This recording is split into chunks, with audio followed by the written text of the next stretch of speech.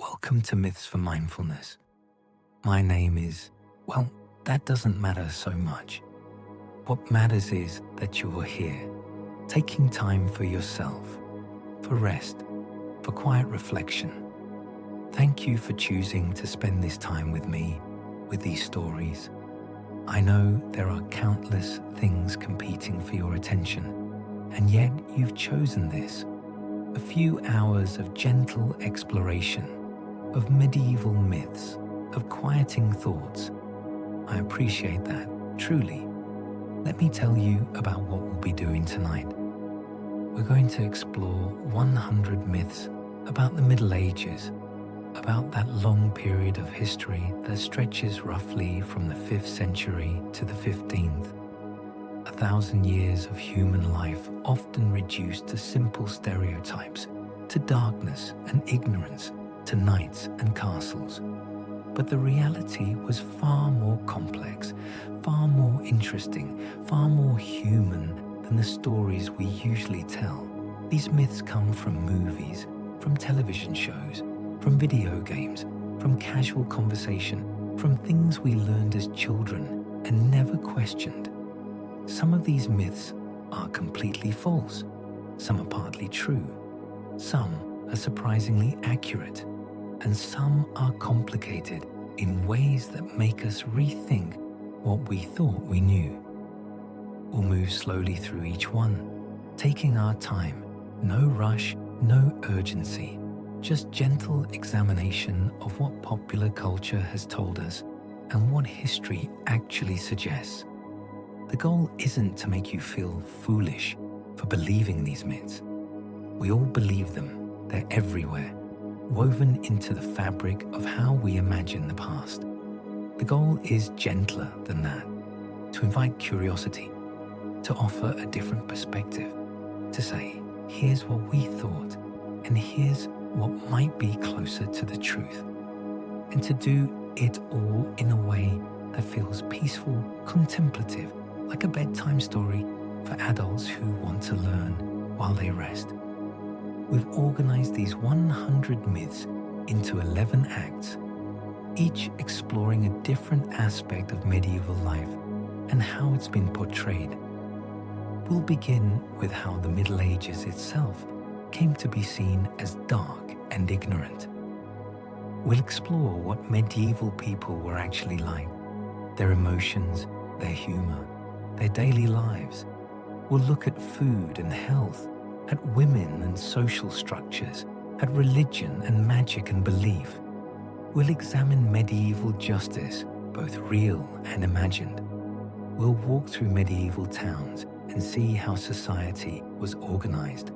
We'll venture onto medieval battlefields and see what warfare really looked like. We'll explore the iconic images of knights, armor, and castles. We'll discover how medieval people traveled and traded and connected with the wider world. And finally, we'll look at how pop culture itself creates and perpetuates these myths, how the medieval world has been reshaped for modern audiences. You might learn something along the way. You might fall asleep, perhaps quite early in the journey. Both are perfectly fine. This video is designed for both, for learning and for rest, for curiosity and for calm. If you find this helpful, if these hours bring you peace or rest or just some gentle company, I'd be grateful if you'd consider liking this video and subscribing to the channel. Not out of obligation, not because you feel you should, but only if it genuinely helps you. If you'd like more content like this, more myths examined, more topics explored, more hours of calm narration, your support helps me continue making these videos.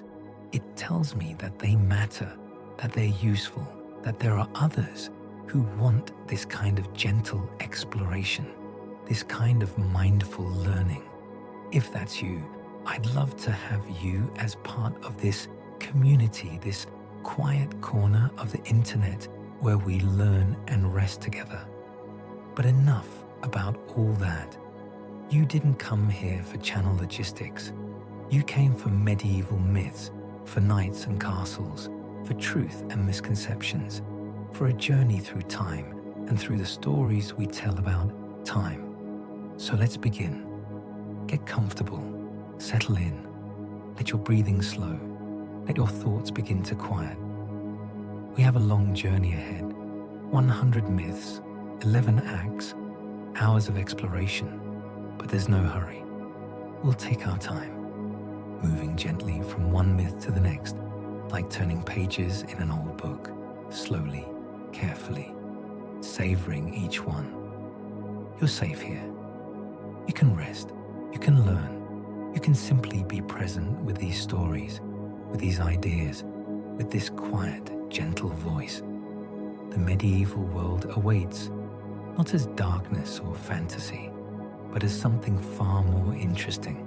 1,000 years of human beings living their lives, finding joy and meaning, struggling and creating, just as we do now. Whenever you're ready, we'll begin our journey with Act 1, the invention of the Dark Ages. Act 1, inventing the Dark Ages. Welcome to a journey through time and myth. Tonight, we'll explore how the Middle Ages came to be painted in such dark colors, how 1,000 years of human life, innovation, and creativity came to be reduced to a single shadow-laden phrase. Let us begin. Our first myth concerns the Dark Ages as a time of total ignorance. In countless movies, video games, and commentary, you've heard it used as a blanket term for a millennium of supposed stupidity and cultural collapse. The phrase rolls off the tongue so easily, as if those hundreds of years could be summed up in two simple words. But this is misleading. The phrase is a modern metaphor, not an accurate description. Medieval Europe saw remarkable legal innovation, the birth of universities like Oxford, Paris, and Bologna, the rise of Gothic cathedrals with their complex architecture and precise mathematics, and rich literary traditions including Dante's Divine Comedy. Yes, there were real crises, plagues, wars, and invasions, but to call these centuries simply dark casts a shadow over all the light that existed too. Next, we turn to the myth of medieval life as endless misery. Perhaps you've seen the grim documentaries and films that insist ordinary medieval life was nothing but suffering and horror, that every day was an unrelenting struggle. This view is decidedly one-sided. Hardship was certainly real, life expectancy was shorter, medicine was limited, and winters could be harsh, but evidence also shows festivals and market days bursting with colour, harvest celebrations when communities gathered to feast, music drifting through taverns and town squares, games and children playing, and the bonds of family and village life. People found joy and meaning, just as in any other period of human history. Our third myth portrays the Church as a purely anti-science Dark Ages villain. Many gritty medieval stories cast the Church as an institution that only suppresses knowledge and scientific progress, with monks and bishops burning books and silencing scholars. This is oversimplified. Church institutions certainly did restrict some ideas and enforce orthodoxy, and there were scholars whose work was condemned, but monasteries were also where ancient texts were copied, where knowledge from Greece and Rome was preserved through centuries of upheaval. Cathedral schools became centers of learning.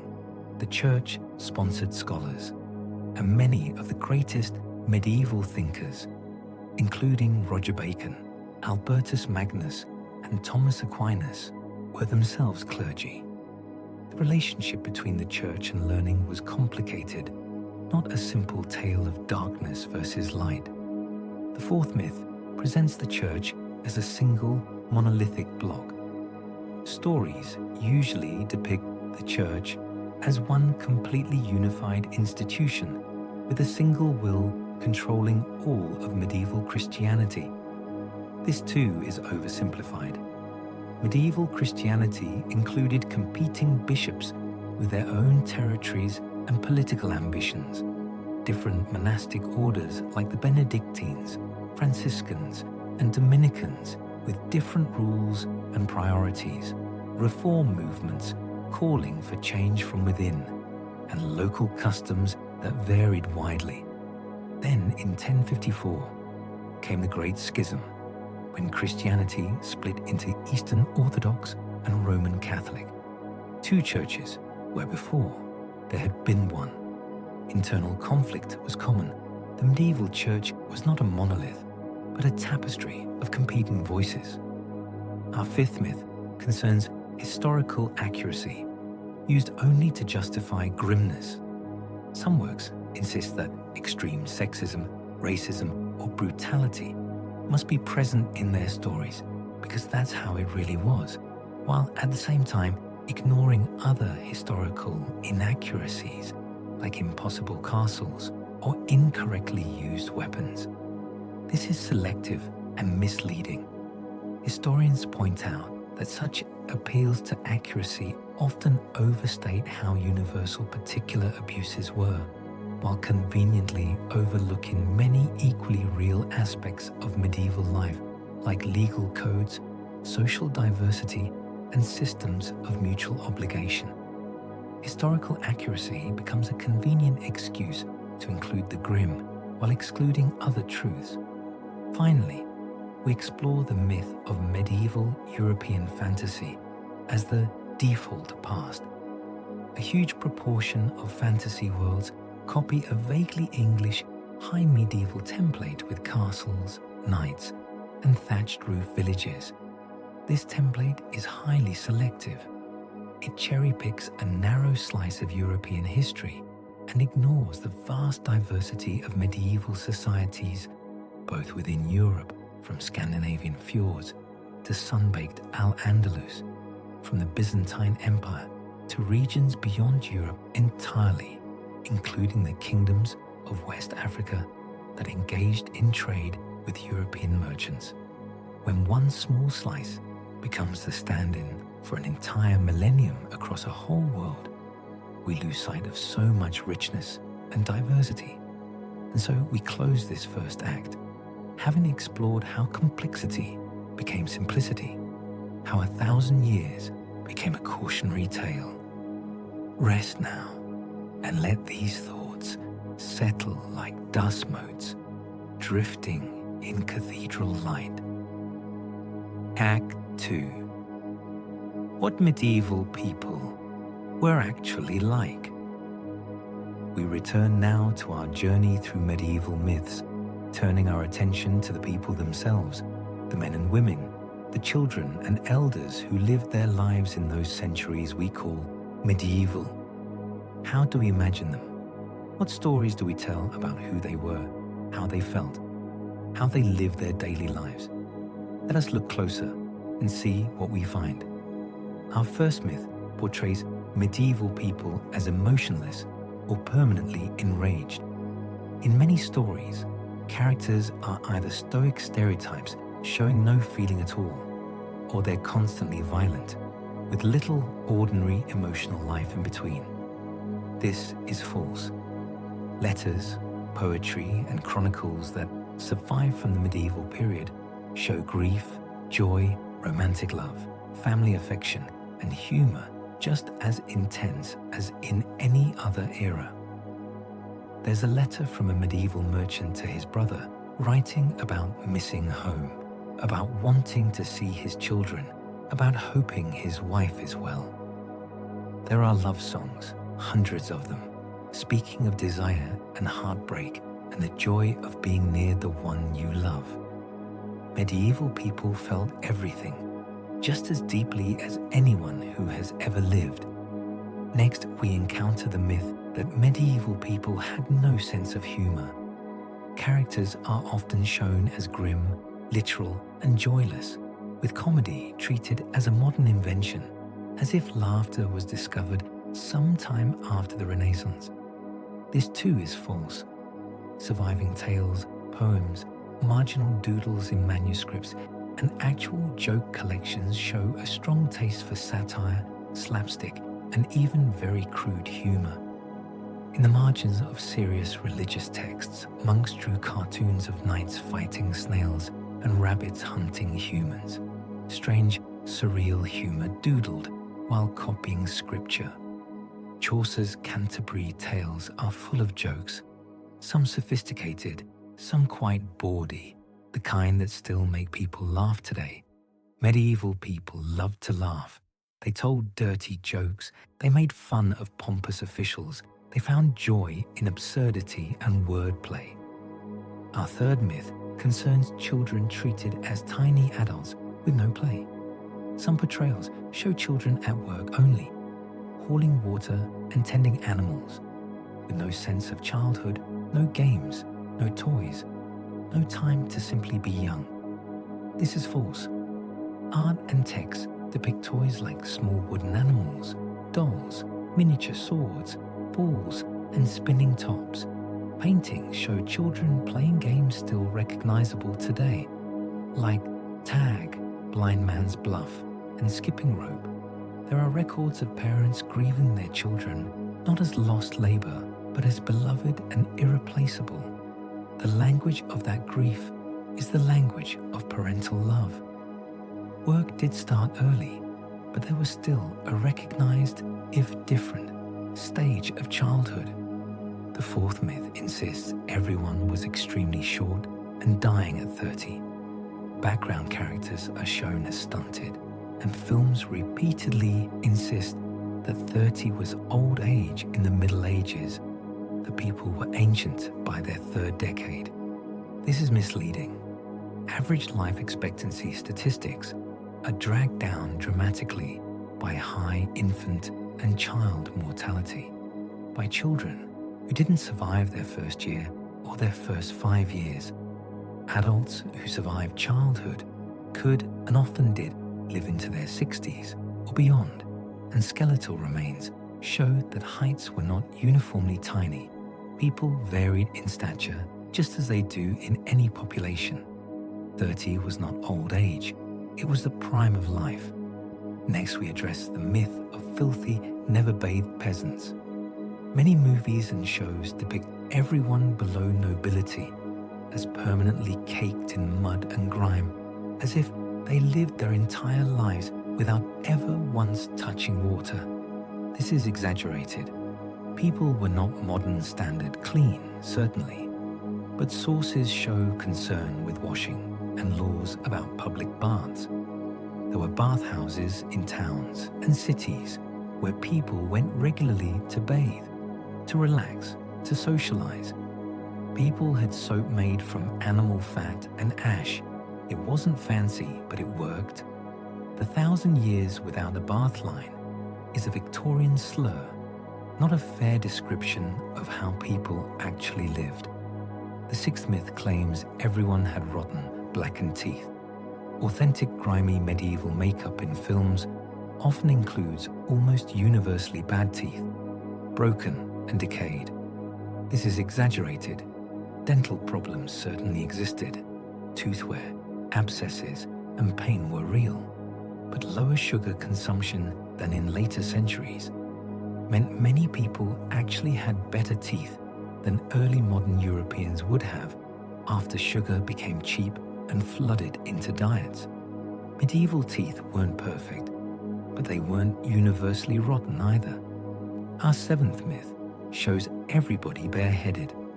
Films and games often show peasants and townsfolk with uncovered heads, unless they are nobles or monks, hair flowing free as if hats and veils simply didn't exist. This is false. Head coverings were extremely common for both men and women, for warmth, modesty, and to signal status. Men wore caps, women wore veils. Married women covered their hair, and going bareheaded in public was often unusual, especially for adult women. The variety of head coverings was enormous, practical and decorative, a statement of identity and place in society.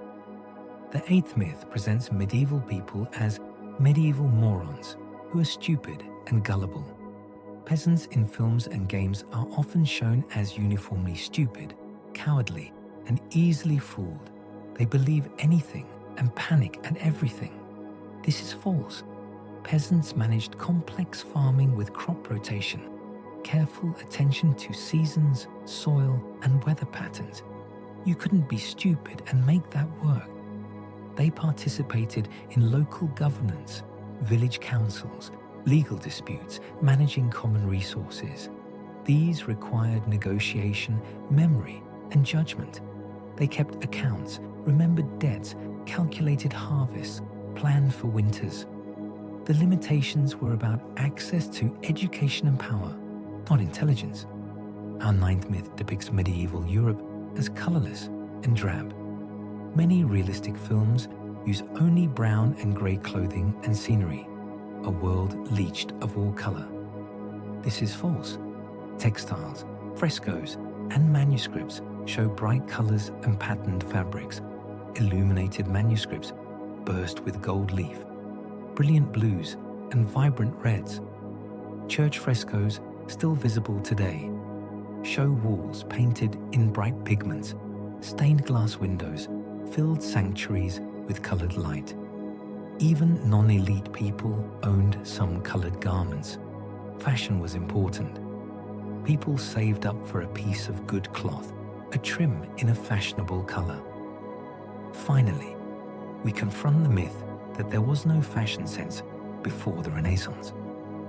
Costumes in films suggest clothing barely changed for centuries, and people didn't care about style, as if they just wore whatever without thought.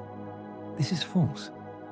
Medieval Europe saw rapid fashion changes in cut, length, and fit. Hemlines rose and fell. Sleeves grew tight, then ballooned out. Necklines shifted. Shoes went from practical to absurdly pointed, then back again. There are complaints from moralists railing against the latest fashions, saying young people are dressing outrageously, which sounds rather familiar. People spend money and attention on looking stylish within their means. A particular way of tying a belt, a style of hood, small touches that showed awareness and care. And so this act comes to a close. We've looked at the people themselves, their emotions, their humor, their lives, not as caricatures, but as humans, complex and contradictory, and fully alive. Let these images settle like leaves drifting down to rest. Act 3. Food, health, and daily life. Welcome back to our quiet journey through medieval myths. In this third act, we turn to something essential: the everyday rhythms of medieval life. What people ate, how they healed, the small ordinary moments that made up their days.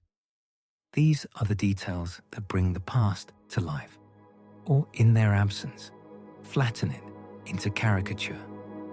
Let us see what was really on the table and what has been imagined instead. Our first myth claims medieval people never drank water, only alcohol. Trivia in shows and documentaries sometimes claims people avoided water entirely and drank only beer or wine, that everyone from children to elders consumed nothing but alcohol from morning to night. This is false. Water was widely consumed.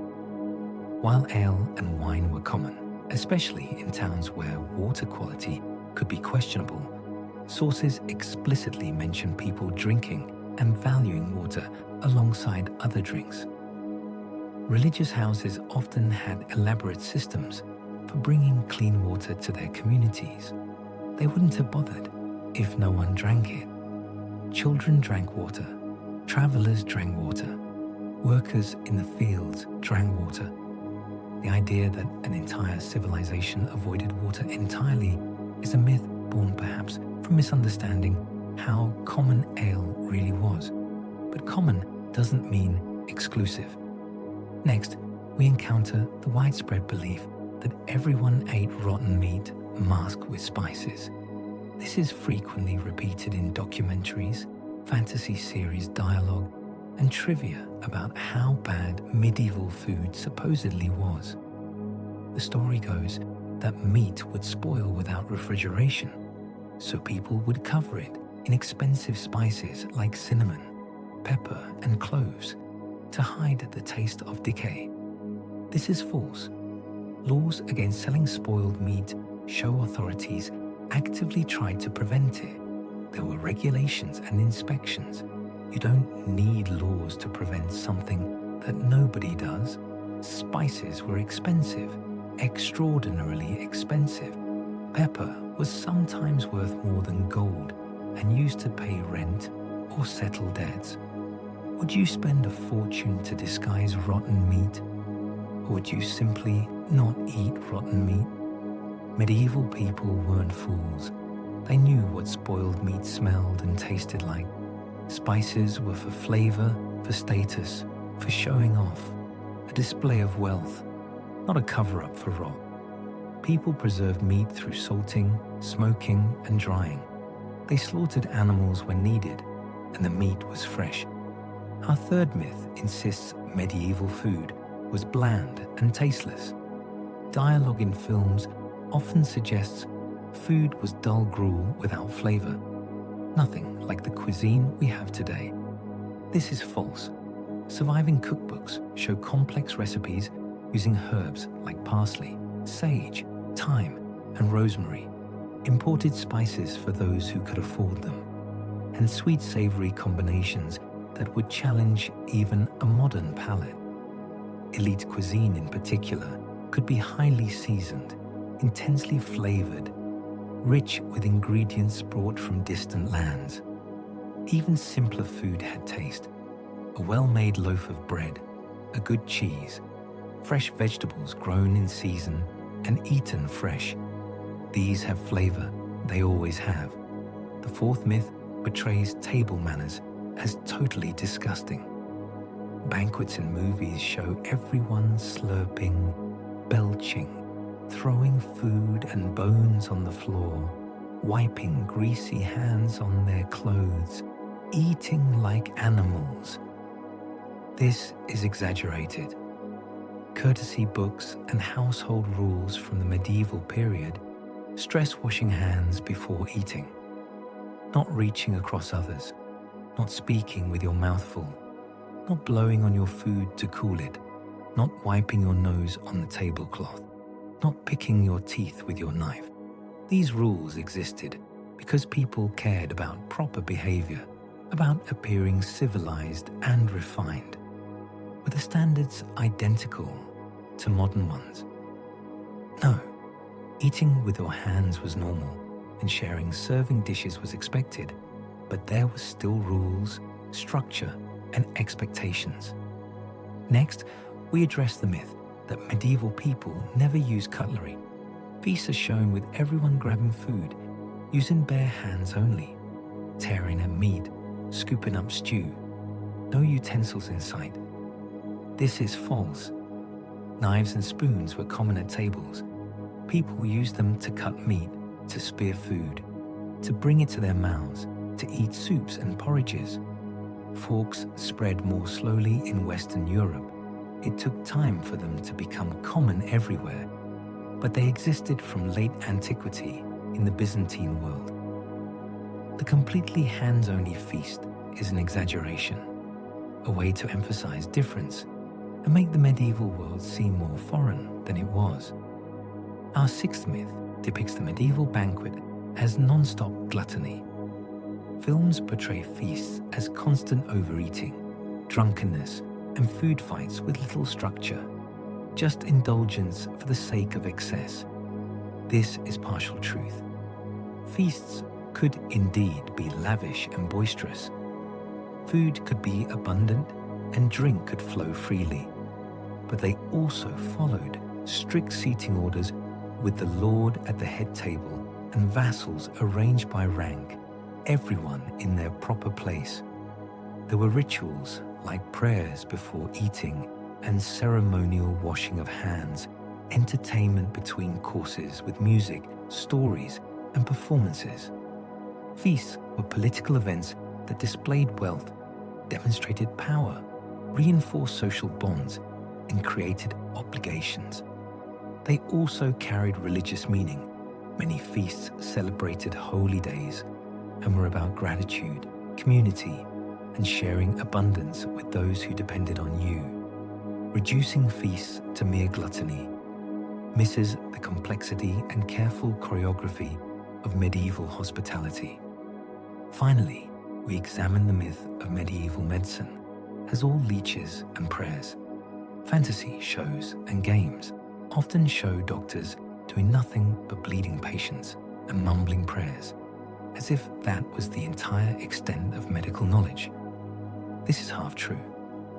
Bloodletting, humoral theory about balancing blood, phlegm, yellow bile, and black bile, and religious remedies was certainly important, and prayer was a significant part of healing. But medicine also drew on Greek, Roman, and Islamic scholarship and empirical observation. There were universities teaching medicine at Paris, Bologna, and Salerno, where students learned anatomy, studied diseases, and practiced treatments. There were hospitals, not as we know them now, but institutions caring for the sick, for travelers, for those without family. There was trial and error, physicians noting what worked and what didn't, building knowledge slowly over generations. Was medieval medicine limited by modern standards? Yes, but it wasn't just leeches and prayers.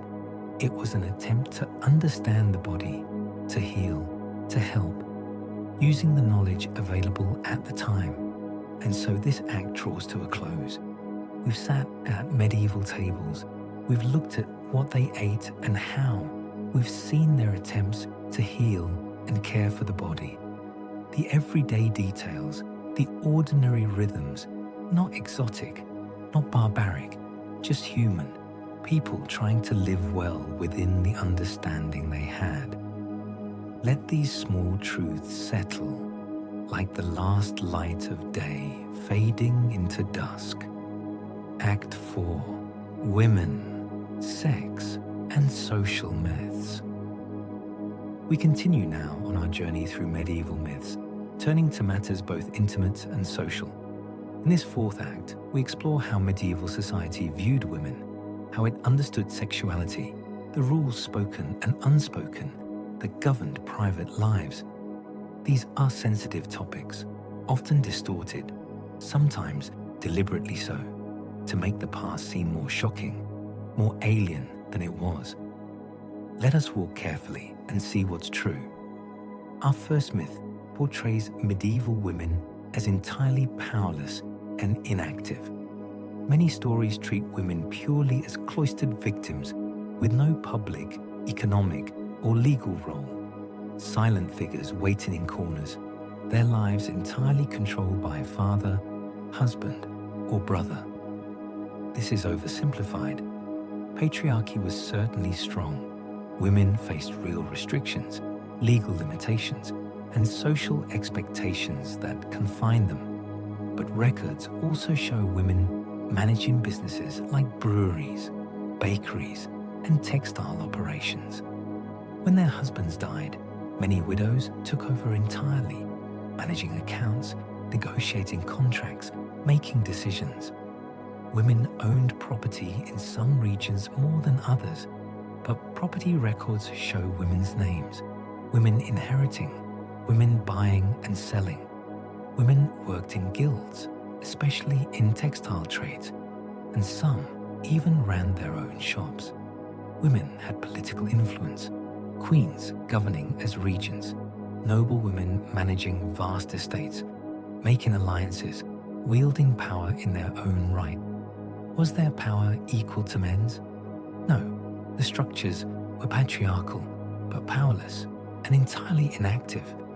That's an oversimplification that erases the complexity of women's actual lives. Next, we confront the myth that women were legally unable to own property at all. Dramas often assume medieval women were completely barred from owning or managing property, that it all belonged to their fathers or husbands, that women owned nothing. This is incorrect. Laws vary considerably by region, by time period, by social class. There was no single medieval law that applied everywhere. Widows in particular often had rights to inherit, to control property, to manage estates, and some became quite wealthy and quite independent. Married women had more restrictions. In many places, their property became their husband's upon marriage, but not everywhere, and not always completely. Single women, widows, and some married women appear in court records as property owners, as parties to lawsuits, as independent economic actors. The picture is messy and complex, not the simple story of complete legal erasure. Our third myth claims women were seen only as temptresses. Some shows lean on the idea that medieval culture treated women solely as sexually dangerous, as temptations leading men astray from righteousness and reason. Eve, the original sinner. Woman as the source of all trouble. This is partial and selective. Clerical and medical writers did describe women as especially sexual or tempting. Some medieval texts about women's bodies and female sexuality are indeed problematic and misogynistic, but legal and devotional texts also recognize women as patrons of art and learning, household heads, saints venerated for their holiness and wisdom, and rulers whose authority was acknowledged. Yes, misogyny existed deeply in church teachings, in medical texts, in popular sayings, but women were also seen in many other ways. The picture is contradictory, as it often is when you look closely at any society. The fourth myth suggests virginity was the only valued female state. Narratives stress virginity as the sole respectable path, especially for noble women, as if that was the only way a woman could have worth or status. This is simplified. Virginity certainly had high religious value. Virgin martyrs and the Virgin Mary herself were held up as ideals. Monastics took vows of chastity.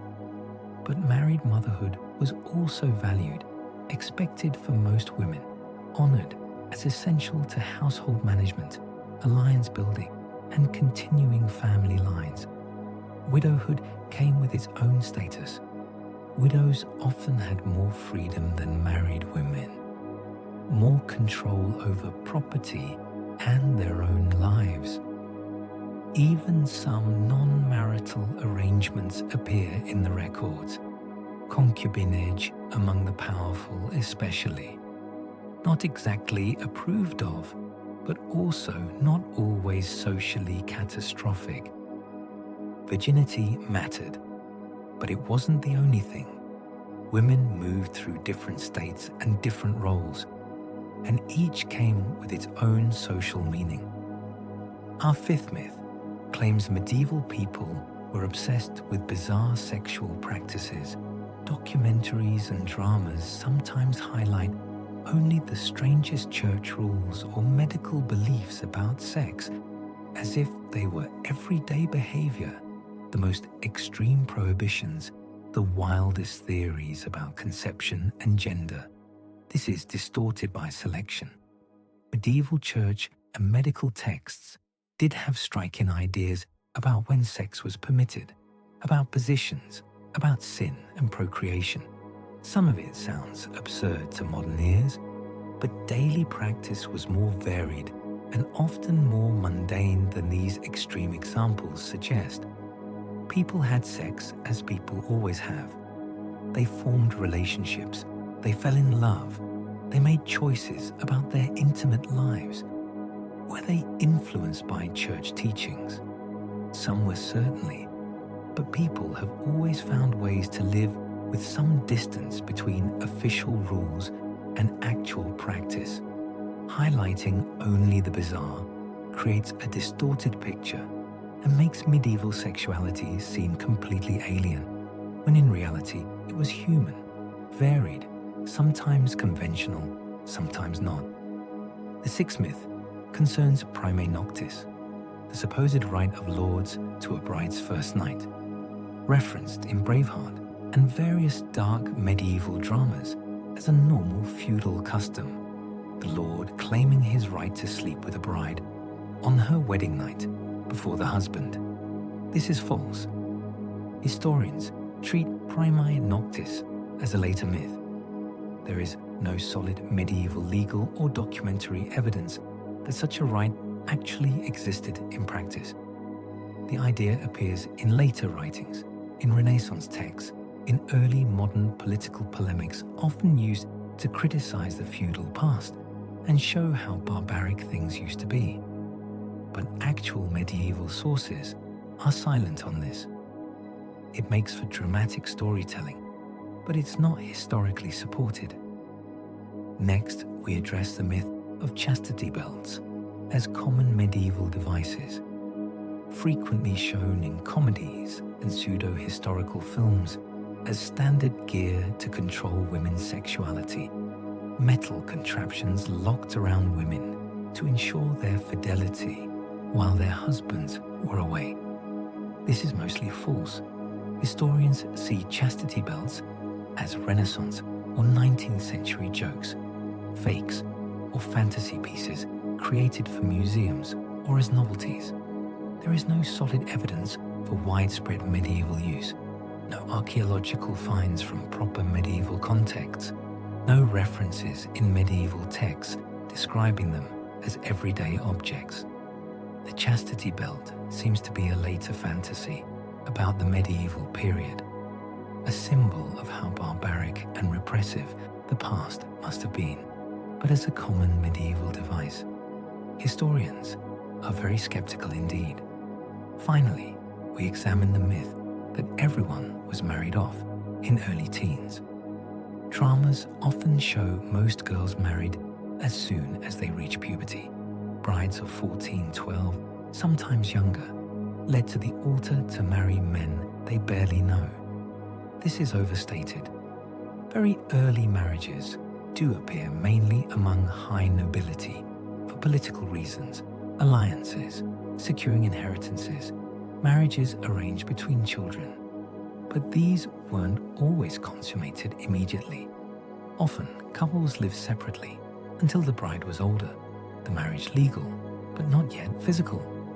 More importantly, for most people, marriage came later.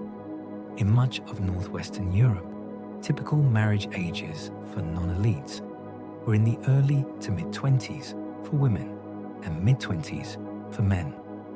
This is documented in parish records and demographic studies. People married when they could establish a household, when they had resources. That took time. Child brides appeared mainly in noble families where politics mattered more than personal readiness.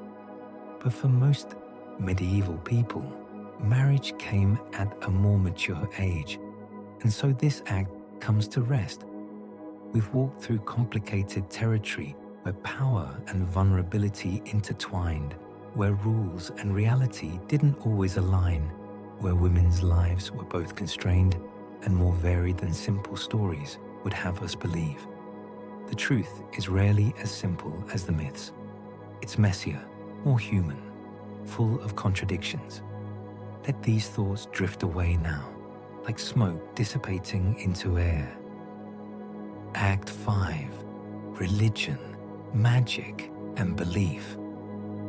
We return once more to our wandering through medieval myths. In this fifth act, we enter the realm of the invisible, of belief, of faith, of the supernatural as medieval people understood it. This is territory where the mind reaches beyond the everyday, where people sought meaning in ritual, in symbol, in the spaces between the seen and the unseen. Let us step gently into this world of belief. Our first myth claims everyone was fanatically pious all the time. Many dramas act as if every medieval person obeyed church teaching without question, faith burning bright in every heart, constant devotion, no doubt, no disagreement. This is false. Sources show complaint after complaint from clergy about lax attendance, about people skipping services, about mixing Christian practice with other beliefs, about not paying tithes, about ignoring church teaching. If everyone was fanatically pious, why all the complaining? People held their own ideas about religion, about what mattered. Some were devout, deeply so. Others went through the motions. Some disagreed with official teaching. Some incorporated older beliefs and local traditions into their practice. Faith was important, central to life. But that doesn't mean everyone believed the same way, or followed every rule, or lived in constant religious fervor. People were human. Their faith was human too. Complex, sometimes contradictory, always individual. Next, we examine the myth of medieval peasants as deeply religious, yet also superstitious. Films sometimes show peasants both attending church and fearing spirits, charms, and omens, crossing themselves and saying prayers, but also hanging charms over doorways and reading omens in the flight of birds. This is largely true. Many people did combine Christian practice with older beliefs in fairies, ghosts, protective charms, and astrology, despite official church disapproval. The church didn't approve. Clergy railed against such practices, called them superstition, remnants of paganism, dangerous and forbidden. But people continued because in their minds, these practices weren't necessarily opposed to Christianity. They were simply all the tools available to navigate a difficult world, to protect yourself, your family, your crops, your animals. Astrology was widespread, belief in the evil eye, in lucky days, in omens.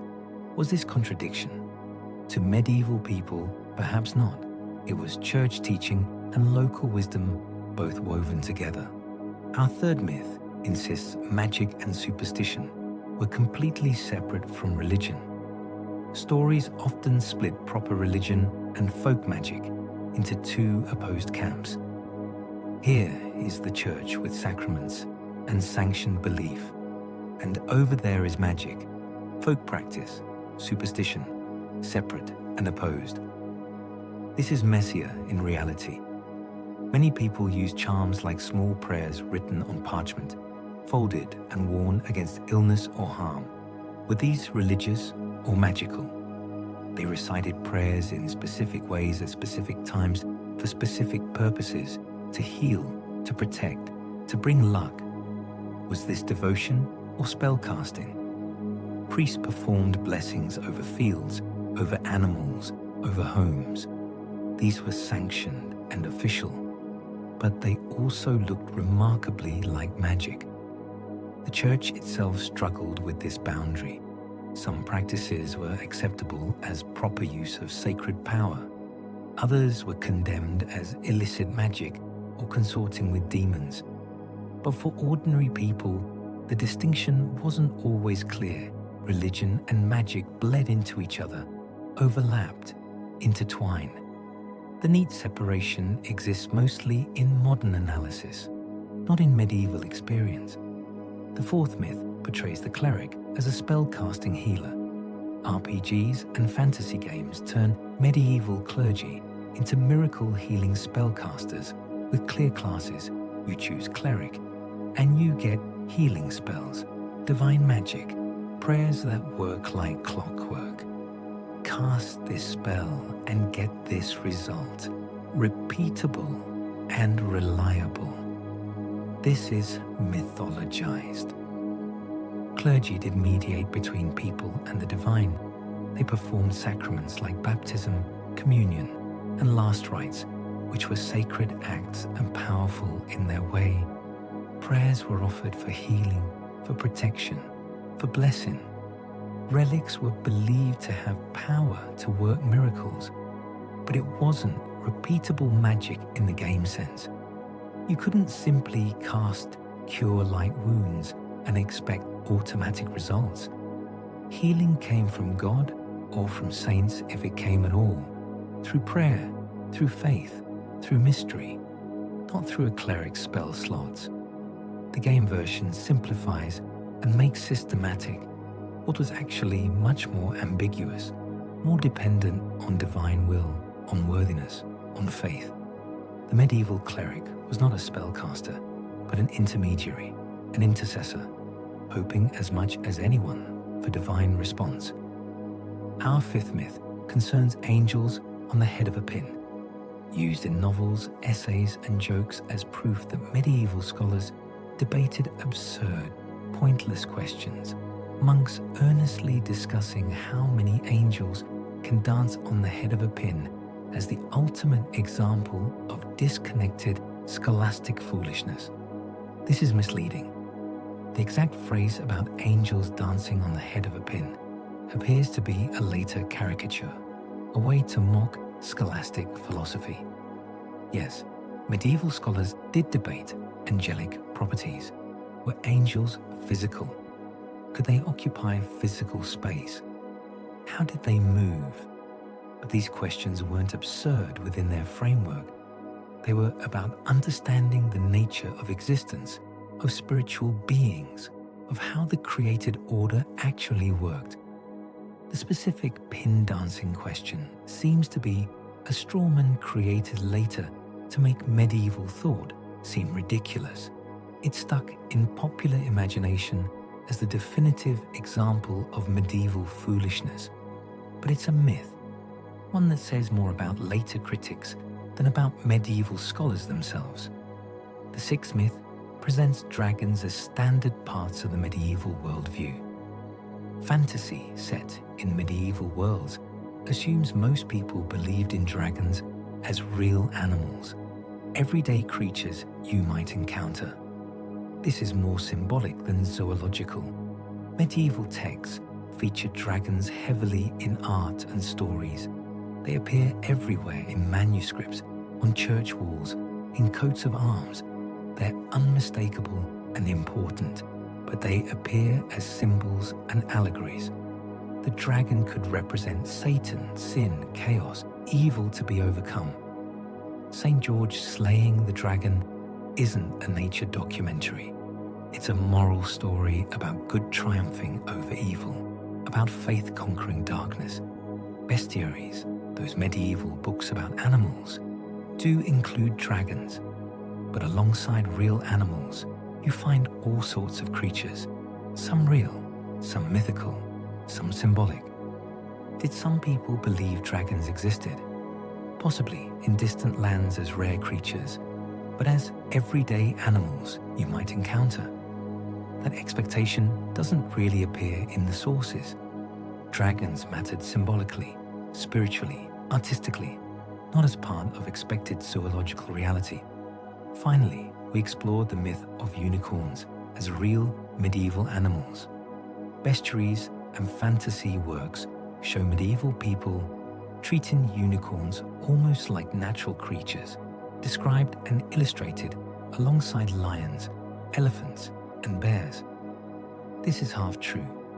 Unicorns do appear in serious medieval bestiaries and religious symbolism. They were part of natural history as medieval people understood it, but they were also heavily moralized and allegorized. The unicorn represented Christ and purity. The horn could purify water and detect poison. The creature could only be caught by a virgin. These weren't just biological observations, but spiritual meanings. Did medieval scholars think unicorns existed? Some probably did, as rare creatures from far away, like many animals they'd never seen but had heard about, described in ancient texts. But they weren't treated like deer or horses as creatures you'd just come across. They existed in that space between natural history and allegory, between the real and the symbolic. The unicorn was real enough to appear in serious books, but symbolic enough that its meaning mattered more than whether anyone had actually seen one. And so this act comes to rest. We've walked through the world of belief, of faith and folk practice, of symbols and creatures that lived in the space between the real and the imagined. Medieval people inhabited a world rich with meaning, where the spiritual was always close, where the line between the natural and supernatural was thin and permeable.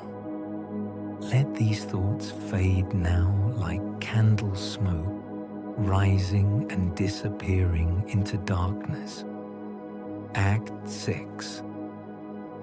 Witches, justice, and fear.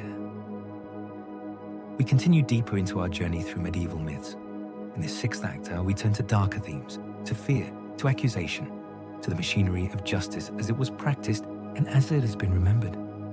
These are stories that linger in the imagination of trials, of torture, of fire. They shape how we see medieval law and medieval order.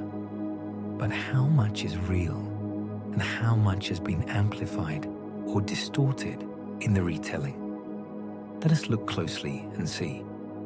Our first myth concerns constant witch hunts in the Middle Ages. Films, games, and especially Monty Python and the Holy Grail suggest witch trials were a routine medieval obsession. Angry villagers with torches, someone accused, witch, they cry. And soon the trial, the burning, the execution, happening over and over. This is misplaced in time. Large-scale systematic witch hunts peaked in the early modern period, the 16th and 17th centuries, not the high Middle Ages. Medieval Europe did fear magic. There were accusations and prosecutions and some executions, but not the systematic panics, the widespread hunts, the mass trials that came later. The great witch hunts with thousands executed happened as Europe was becoming early modern, as printing presses spread witch hunting manuals, as religious conflicts intensified fears. The medieval period had its own anxieties and prosecutions, but the image of constant witch hunts belongs more to the era that came after.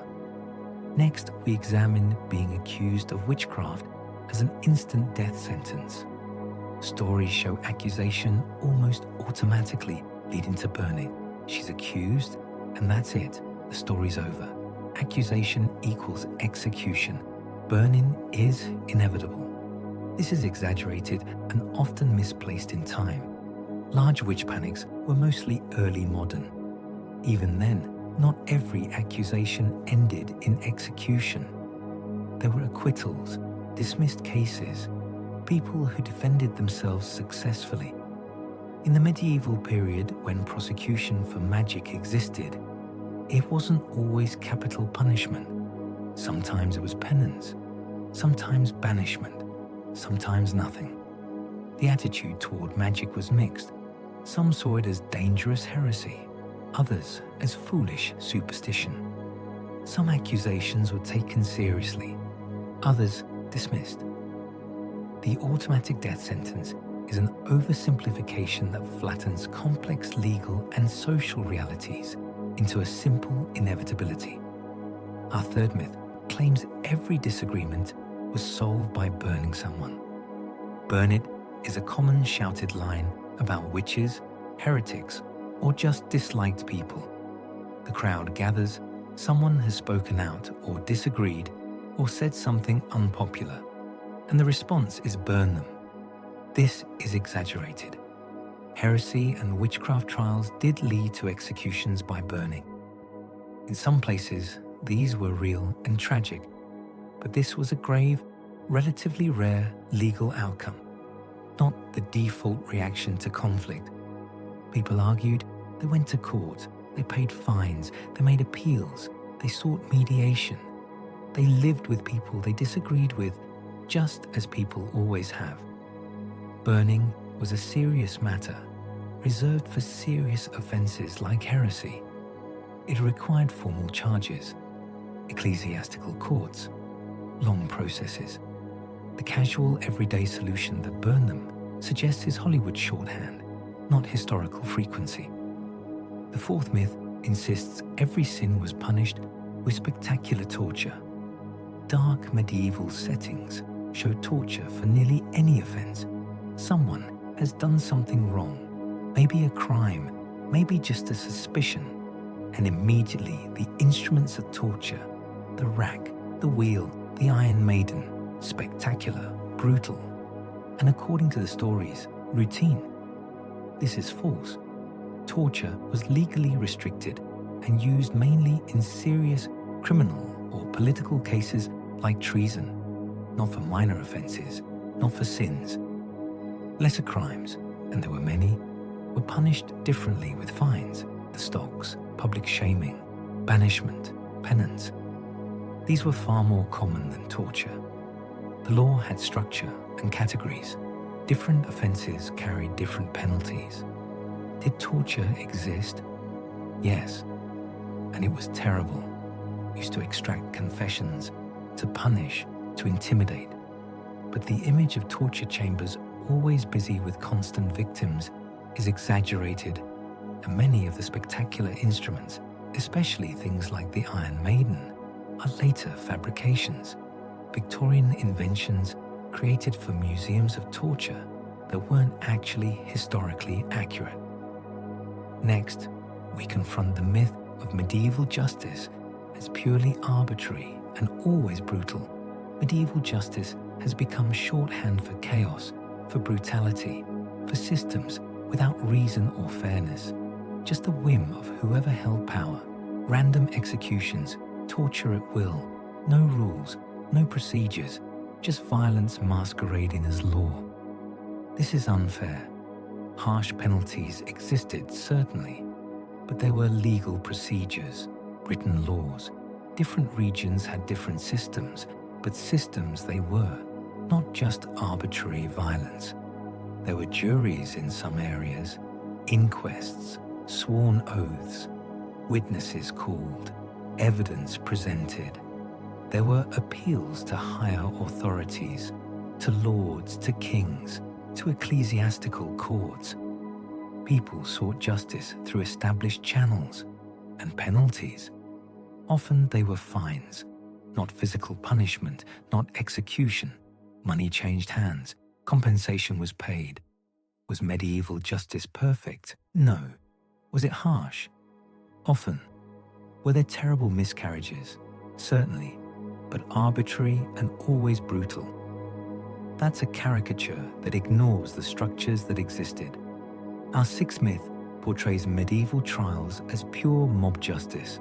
Courts are presented as chaotic crowds or a tyrant making random decisions. A trial scene, if you can call it that. A crowd shouting, angry, no procedure, no rules, just chaos. Someone makes a decision or the mob does. And that's justice. This is misleading. There were established procedures, different by region, different by time, but established with recognized steps and formalities. Sworn oaths were required from judges and witnesses. These weren't casual affairs. There was ritual and structure. Some regions had juries, groups of locals who knew the case, who deliberated, who reached verdicts. Not perfect, often influenced by local prejudices, but not simply mob rule. There were written records, court rolls, legal precedents, documents that survive to this day showing trials, arguments, decisions. There were appeals, ways to challenge verdicts, to seek a different judgment. The standards were different from modern courts, the procedures unfamiliar to us. But procedure existed, structure existed. It wasn't pure chaos. The seventh myth presents trial by combat as a normal legal procedure. Dramas and fantasy series depict trial by combat as a routine way to settle disputes, especially for nobles. The challenge is issued. I demand trial by combat. And there it is, the solution. Fight it out. Winner is right. God will favor the just. This is partly true, but rare.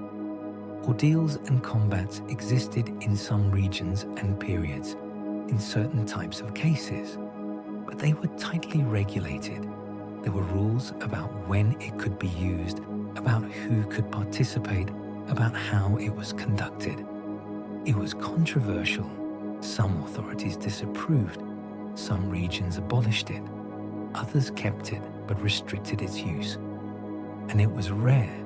Most legal disputes were settled other ways, through testimony, through oaths, through monetary compensation. Trial by combat existed, but it wasn't the go-to solution. It was exceptional, special, used in specific circumstances, not as the standard legal procedure.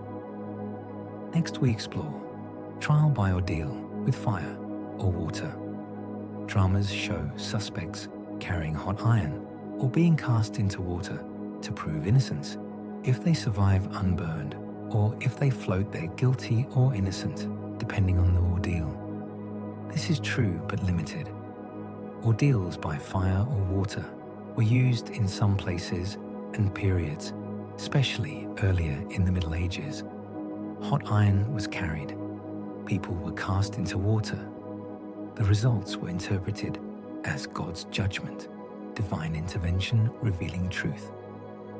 But here's what happened. Over time, these practices declined. Legal scholars questioned them. The church expressed doubts.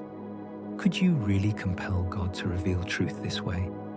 By the later Middle Ages, ordeals were rare, abolished in many places, replaced by other forms of proof like testimony and documentary evidence. They existed, they were used, but gradually they were pushed aside by evolving legal thinking, by skepticism about their validity. Trial by ordeal is real history, but it's also time-limited, not a constant of medieval justice, but a practice that came and went. Finally, we address the myth that all punishments were torture or execution. Medieval justice montages jump straight to racks, gallows, and burning, one gruesome punishment after another. This is medieval law, it suggests. This is all they knew, pain and death. This is false. Many offences were punished with fines, lots of them, for all sorts of offences like theft, assault, breaking contracts, violating regulations. Money changed hands. Compensation was paid to victims and authorities. It was the most common form of punishment. There was penance for moral offences, religious penalties like confession, prayer, fasting, making amends. There was public shaming with the stocks and pillory, standing in the marketplace, wearing signs announcing your offence, humiliating but not physically damaging. There was banishment, leave the town, leave the region, don't come back. Corporal punishment existed with whipping and branding, and capital punishment like hanging and burning. These were real for serious crimes and repeat offenders, but they weren't the only punishments, not even the most common. The everyday reality of medieval justice involved far more mundane penalties. And so this act now closes. We've walked through courts and accusations, through fear and the machinery of justice, some of it harsh, some of it more structured than we might expect. The medieval world dealt with crime, with conflict, with fear, as all societies do. Sometimes fairly, sometimes not, always imperfectly. Let these darker images fade now, like shadows dissolving in dawn light. Act 7. Towns, law, and society. We journey onward through the quieting night, through our exploration of medieval myths. In this 7th act, we turn our attention to how people live together, in towns, in villages, under laws, under rulers, the structures that held society together or failed to. These are questions of order and disorder, of power and its limits, of how communities actually functioned day to day. Let us enter these medieval streets and see what we find. Our first myth portrays medieval towns as uniformly tiny and lawless. Towns are often shown as small, chaotic, and effectively outside stable law. Just a handful of buildings, maybe 20 people, and it's chaos. No order, no authority, just a rough collection of desperate souls trying to survive. This is false. Many towns were legally chartered, regulated spaces with courts, guilds, and officials. These charters meant something. They established what town could do, how it could govern itself. There were courts, town courts presided over by elected or appointed officials, settling disputes, hearing cases, enforcing local ordinances. There were guilds, organizations of craftspeople regulating trades, setting standards, controlling who could work at which crafts. These were powerful and structured. There were officials like mayors, bailiffs, and constables, people with specific roles and specific authorities. Medieval towns could be crowded, noisy, dirty at times, but they were not simply anarchic free-for-alls. They were regulated spaces with rules, with enforcement, with people trying to maintain some kind of order. Next, we address the myth of people constantly throwing waste into the street. Films often show chamber pots and garbage continually dumped from upper windows onto passers-by. The window opens, someone leans out and empties a chamber pot right into the street where people are walking. This happens over and over in every medieval street scene. This is exaggerated. While waste management was imperfect, there was no modern plumbing, no sewage systems as we know them. Waste was indeed a problem, but the constant dumping from windows is overstated. Many towns had regulations about latrines and street cleanliness, about where waste could be disposed, about maintaining some degree of sanitation. These weren't always followed, but they existed, and people were fined for improper dumping, for throwing waste where they shouldn't. The records show penalties for violations. There were latrines, public ones in some cases, cesspits, systems for dealing with waste, crude by modern standards, but systems nonetheless.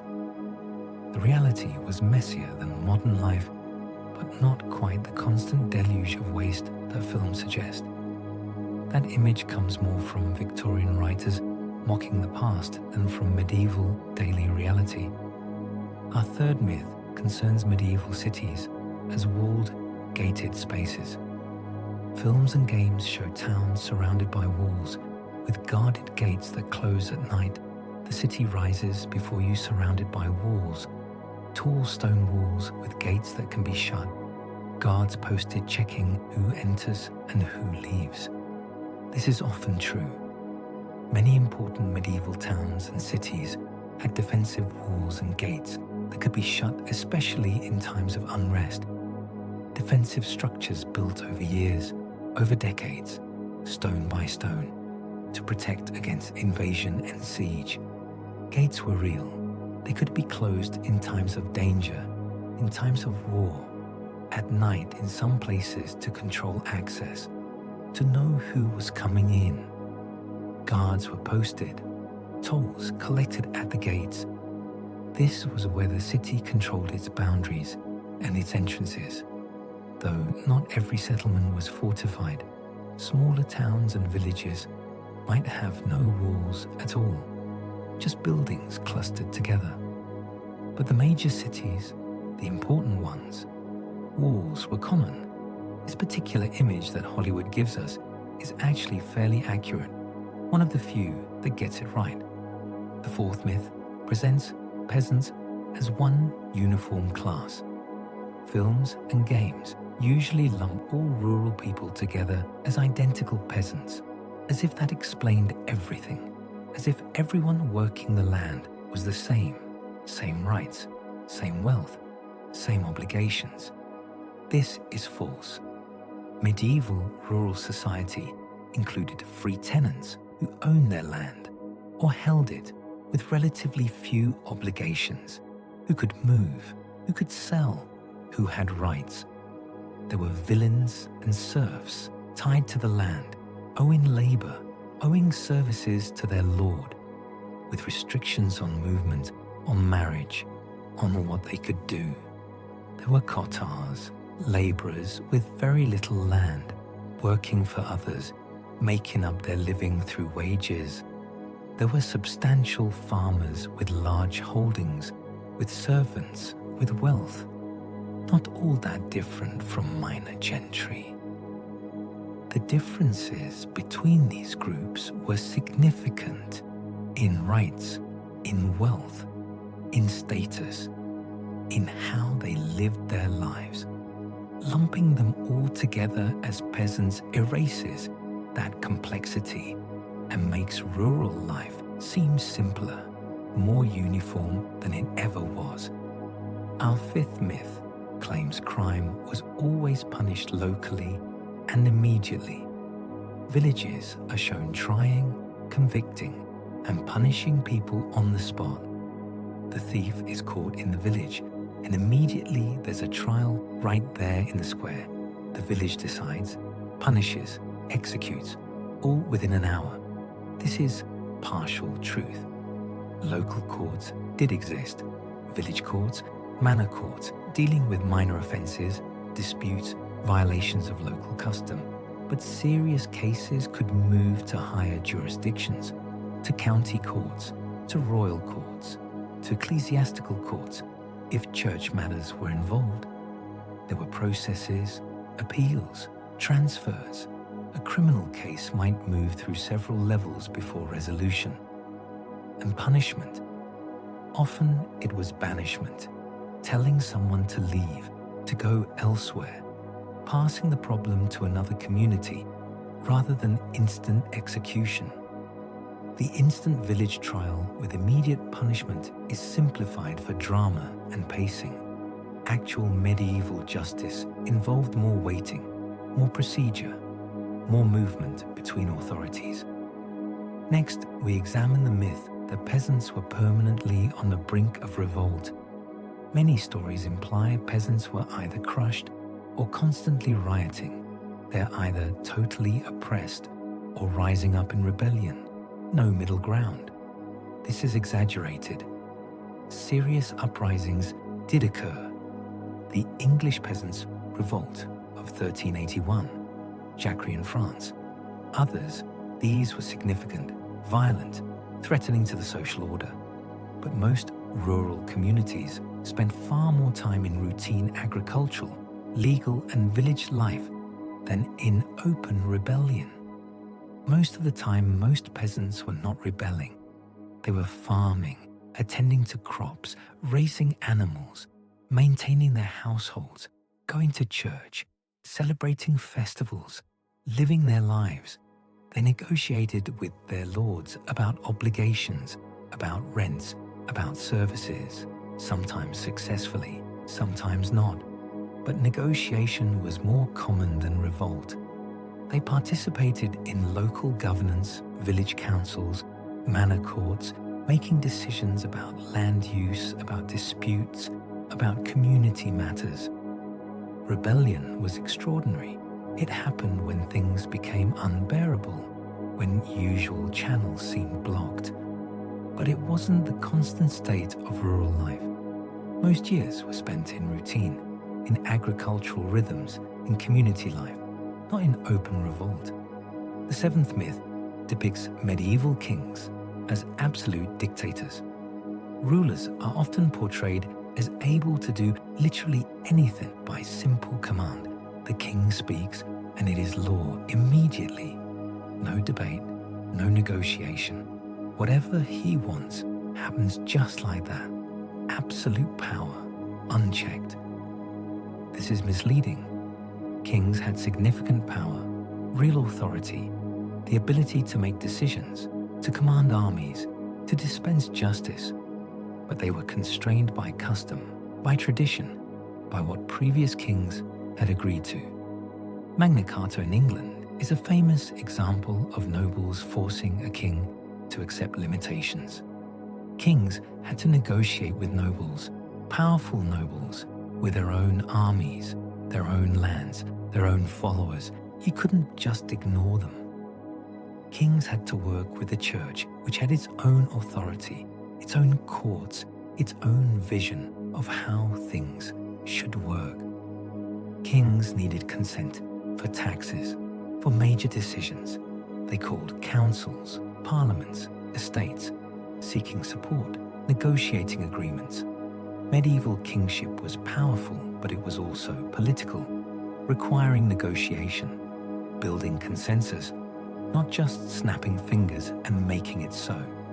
Finally, we confront the myth of medieval Europe as uniformly war-torn. Settings give the impression of near constant open warfare in every region.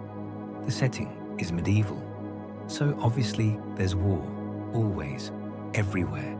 Armies marching, villages burning, constant conflict year after year, decade after decade. This is exaggerated. There were many conflicts, many wars, territorial disputes, succession crises, religious differences. Europe saw plenty of violence, but most people spent most years in routine work, with warfare interrupting life rather than being its continuous state. Most people spent their time farming, trading, building, marrying, raising children, the ordinary stuff of life. War interrupted, sometimes devastatingly. Armies marched through. Fields were trampled. Food was seized. People fled or died. War was terrible when it came, but it didn't come every year to every place.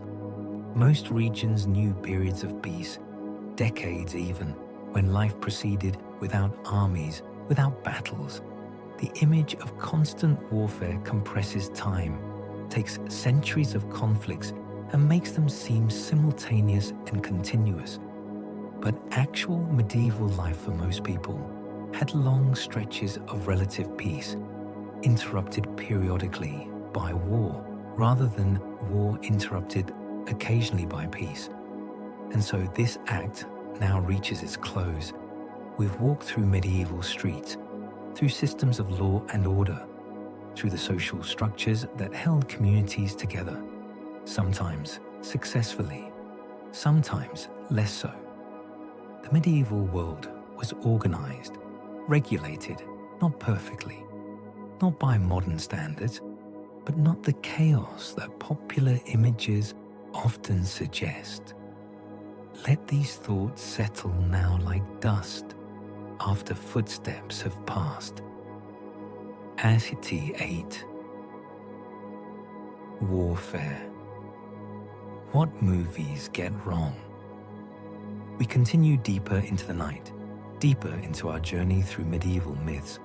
In this 8th act, we turn to war, to battles, to the clash of arms as it appears on screen, and as it actually was in medieval fields and sieges. War has always captured the imagination, but the medieval warfare we see in films often bears only passing resemblance to historical reality.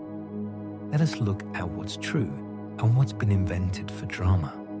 Our first myth portrays swords as the main battlefield weapon. Movies and games usually show battles dominated by sword-fighting heroes. The hero strides forward, sword in hand, gleaming and ready. Around him, everyone else also carries swords. The battle begins, and it's all sword against sword, blade against blade.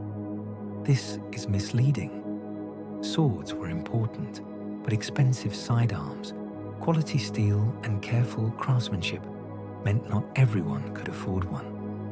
There were symbols of status, secondary weapons. On the battlefield, what dominated? pole arms and spears, long weapons that could keep distance, that could be used in formation, that were cheaper to produce. Infantry carried spears, pikes, halberds, billhooks. These were the workhorses of medieval warfare, not swords. Even well-equipped fighters often relied on pole arms in formation where reach mattered, where coordination was key. Swords had their place in close combat, in duels, as backup weapons, but as the main battlefield weapon. That's a Hollywood invention born from making heroes look heroic with elegant weapons rather than long poles. Next, we confront the myth of medieval warfare as non-stop chaotic melee. Battles are portrayed as disorganized mobs hacking randomly at each other. Two armies meet, and immediately it's chaos. Everyone hacking randomly. No order, no plan, just hundreds of people swinging weapons at whoever's closest until one side runs away. This is misleading. Medieval armies used formations, shield wars, lines of spears, units that stayed together, moved together, fought as groups. There were tactics, archers positioned to soften the enemy, cavalry held back for the right moment, infantry arranged by type and role. There were logistics, supply trains, camp followers, planning about where to fight, when to engage, when to retreat. Commanders gave orders, signaled with flags and trumpets, units maneuvered, advanced, withdrew, reformed. Was there chaos? Of course, battle is inherently chaotic. People get confused, plans fall apart. But medieval armies weren't just mobs. They were organized forces with structure, with coordination, with commanders trying to maintain some semblance of order. Our third myth depicts medieval battles as short, single charges. Films show two armies running together. Once then the fight is over in minutes. They face each other across the field. Someone gives an order. Both sides charge. They collide, fight for maybe 5 minutes, and then it's over. One side has won. This is false. Battles could last hours with phases of missile fire, advances, retreats, and reforming. It was structured events with tactics, not just one huge collision. Arrow volleys came first, softening up the enemy, then advances testing the line, probing for weakness. There might be retreats feigned or real, regrouping, reforming, then another advance, another clash. Reserves were committed at key moments to reinforce a break-in line, to exploit an opening. Units might pull back, catch their breath, while others took their place, fighting in shifts. The single decisive charge is compression for dramatic pacing. Real battles were longer, more complex, more exhausting with multiple phases before one side finally broke. The fourth myth presents battles as decisive, all-or-nothing showdowns. Wars are depicted as hinging entirely on one climactic field battle. Win here, and you've won everything. Lose, and it's over. All the armies, all the stakes decided in one afternoon on one field. This is misleading. Campaigns relied heavily on sieges, capturing castles, capturing towns, strongholds that controlled territory. You won by taking these, not necessarily by defeating armies in the field. There was raiding, chevauchée, devastating the enemy's lands, burning crops, destroying resources, forcing them to negotiate. There was maneuvering, positioning, trying to catch the enemy at disadvantage or avoiding battle when conditions weren't right. Supply mattered, logistics, who could keep an army fed and equipped longer. Some wars never had a major field battle. They were won through attrition, through sieges, through outlasting the opponent. The decisive showdown happened sometimes, but more often wars were grinding affairs decided by many small actions rather than one climactic clash. Next, we examine the myth of war as driven mainly by ideology or evil overlords. Conflicts are framed as purely good versus evil or religious-only wars. The Dark Lord wants to conquer because he's evil, or the Crusade is purely religious, clear moral lines, clear motivations. This is incomplete. Succession disputes were central causes. Who should inherit the throne, the lands, different claimants, different supporters going to war over inheritance. There were dynastic claims, family ties, marriages that created competing rights to territory, to authority. There was territorial politics, border disputes, control of trade routes, of strategic locations, practical concerns about power and resources. Yes, religion played a role, the Crusades, wars against heretics, but even these had political dimensions, territorial ambitions, dynastic interests wrapped in religious language. Wars were fought for complex reasons: inheritance, territory, power, wealth. Religion could be part of it, but rarely the whole story. Medieval wars were human conflicts with human motivations, not morality plays. Our sixth myth claims cavalry was only used for big dramatic charges. Battles are shown as waiting for one massive knightly charge to decide everything. The knights wait on horseback the whole battle, waiting for that moment when they'll charge all together, one massive dramatic assault that decides everything. This is incomplete. Mounted troops also did raids, hitting enemy supply lines, devastating countryside, moving fast, striking before defenders could respond. They did scouting, riding ahead, gathering intelligence about enemy positions, about terrain, about opportunities.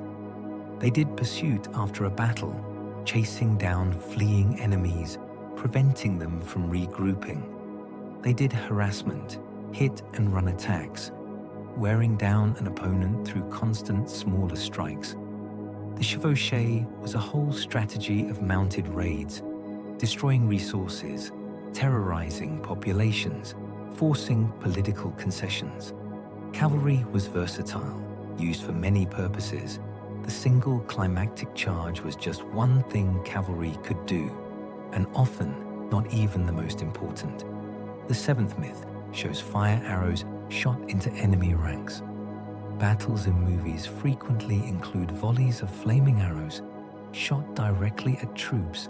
The archers draw their arrows wrapped in cloth, soaked in pitch, set ablaze. They loose, and hundreds of flaming arrows arc through the sky, landing among enemy troops, setting them ablaze. This is misleading. Special fire arrows existed, but they were mainly for setting buildings, ships, or thatch alight in sieges, things that would actually burn. Shooting them at troops in the field. Most arrows would extinguish during flight. The speed, the air would put out the flame. And even if they stayed lit, soldiers aren't that flammable. You need sustained heat to set cloth or leather truly ablaze. A burning arrow hitting briefly, then falling away, isn't effective. For setting fire to structures, yes. For creating light during night sieges, possibly. But as anti-personnel weapons, fire arrows were mostly a film invention chosen for visual impact, not historical accuracy. Next, we address the myth of longbows as armor-piercing miracle weapons. Films and games present the longbow as effortlessly punching through any knight's armor. The longbowmen draw, loose, and arrows punch straight through knight's armor, like it's not even there. The mighty knight falls. One arrow, that's all it takes. This is exaggerated. Longbows were powerful and decisive in some battles. English archers won famous victories at Crécy and Agincourt. Arrows killed knights, brought down mounted charges, but it's more complex than arrow always wins. Good plate armor could resist, especially at longer ranges, especially at angles. Quality mattered in both arrows and armor. Many casualties came from arrows hitting horses, hitting exposed areas, joints, visors, finding gaps in armor, or from the mass effect, thousands of arrows falling like rain. Eventually, some find vulnerabilities. Some get lucky hits. The longbow was devastating in the right circumstances, with massed fire against appropriate targets. But it wasn't a guaranteed armor piercer. The relationship between bow and armor was more nuanced than films suggest. Our ninth myth claims there was no gunpowder in the Middle Ages. Many late medieval battles on screen omit cannons or handguns entirely. The battle rages, 14th century, 15th century, and there's swords, bows, crossbows, cavalry, all the traditional weapons. But no guns, no cannons, because those came later in a different era. This is false. Gunpowder weapons, especially cannons, appear in Europe from the 13th and 14th centuries and play an important role in late medieval warfare and sieges. By the late Middle Ages, cannons were important in sieges especially, battering walls that earlier would have seemed impregnable. Handguns developed, arquebuses, clumsy and slow but powerful, starting to appear on battlefields. The transition wasn't instant. Old and new coexisted for decades. Longbows alongside early guns, knights and cannons, but leaving gunpowder out of late medieval settings is ahistorical. The Middle Ages ended, not with swords and bows, but with the roar of cannons, the crack of firearms. Medieval people witnessed this, participated in this transformation. The 10th myth portrays knights constantly slaughtering peasants for fun. Some movies imply knights casually murder peasants because their lives have no value.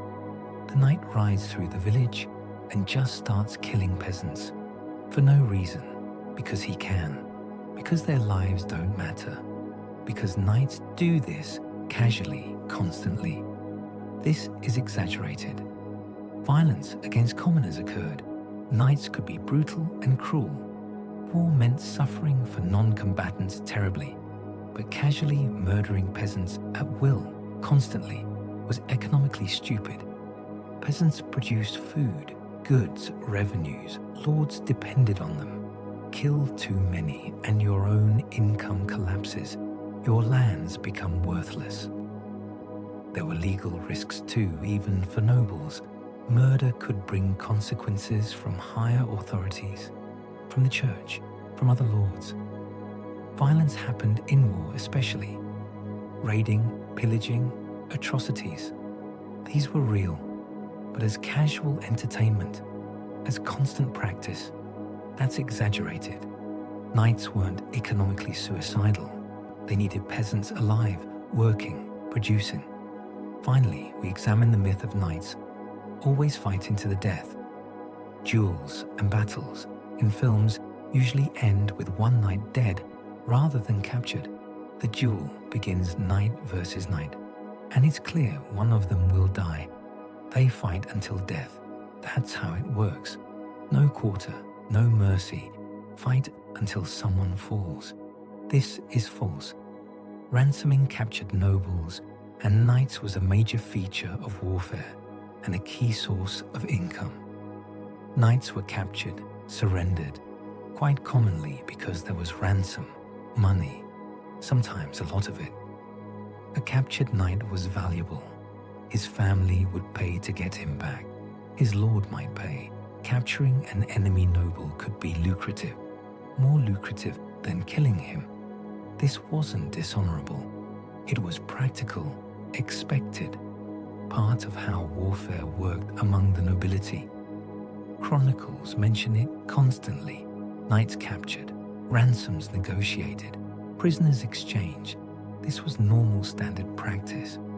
The fight to the death happened sometimes in desperate situations, in particular grudges, but more often knights tried to capture each other, not kill, because capture had value, death did not. And so this act now closes. We've walked through medieval battlefields, seeing what was real and what's been invented for drama, for spectacle, for ease of filming. War was terrible. Medieval warfare no less so, but it was also more structured, more practical, more complex than films often show. Let these battle sounds fade now into silence, into peace. Act 9. Knights, Armor, and Castles. We journey on through the deepening quiet, through our exploration of medieval myths. In this 9th act, we turn to the most iconic images: knights, armor, castles, the symbols that define the medieval world in popular imagination. These images are powerful and enduring. They shape how we see an entire era, but how much is real and how much is fantasy? Let us look closely at these familiar icons and see what lies beneath the surface. Our first myth portrays knights as perfectly chivalrous, noble heroes. Classic knight characters in films and games are always honorable, pious, and selfless, defending the weak, serving their lord, living by a code, chivalry, every action guided by noble ideals. This is simplified. Medieval chivalric ideals existed in literature, in poetry, in religious writings, codes of behavior about how knights should act, about virtue, about service, about honor. But real knights could be brutal, especially in war, burning villages, killing non-combatants, war crimes by any standard. They could be self-interested, fighting for pay, for land, for advancement, not necessarily for noble causes. They could be politically ruthless, scheming, betraying, whatever it took to gain power. Were there knights who tried to live up to chivalric ideals? Certainly, some took them very seriously, but others less so. The perfectly noble knight is an archetype, a literary creation. Real knights were men with all the complexity and contradictions that entails. Next, we address the myth of knights needing cranes to mount their horses. Comedy sketches and some films joke that armor was so heavy, knights had to be hoisted into the saddle. The knight in his armor so heavy, he can't move, can't mount his horse, needs a crane to be lifted. This is false. Surviving suits of plate armor are heavy. Yes, 40 to 60 pounds depending on quality and coverage. That's significant weight, but it was distributed across the whole body, designed to be worn, to be fought in by people who trained in it. Trained riders could mount normally, with help sometimes, a squire, a mounting block, but not a crane, not machinery. They could move, fight, quite effectively. The armor allowed more mobility than these gags suggest. It had to. It was designed for combat. The crane myth is exaggeration for comedic effect, based perhaps on ceremonial armor or parade armor, extra heavy, extra elaborate, not meant for actual fighting. Working armor? Knights mounted, fought, moved as warriors had to. Our third myth concerns studded leather armor. RPGs, fantasy, TV, and game art depict characters in soft leather jerkins, dotted with metal studs as standard medieval armor. It's everywhere. Standard medieval armor. Everyone seems to wear it. Adventurers, rangers, rogues, the light armor of choice. This is largely false. Studded leather, as seen on screen, is not a documented common armor type. Studs did appear on medieval garments, but they were fasteners, holding fabric over metal, securing leather over brigandine, not decorating soft leather vests. Real medieval armor? If you couldn't afford full plate, you might wear mail or brigandine with metal plates between layers of fabric.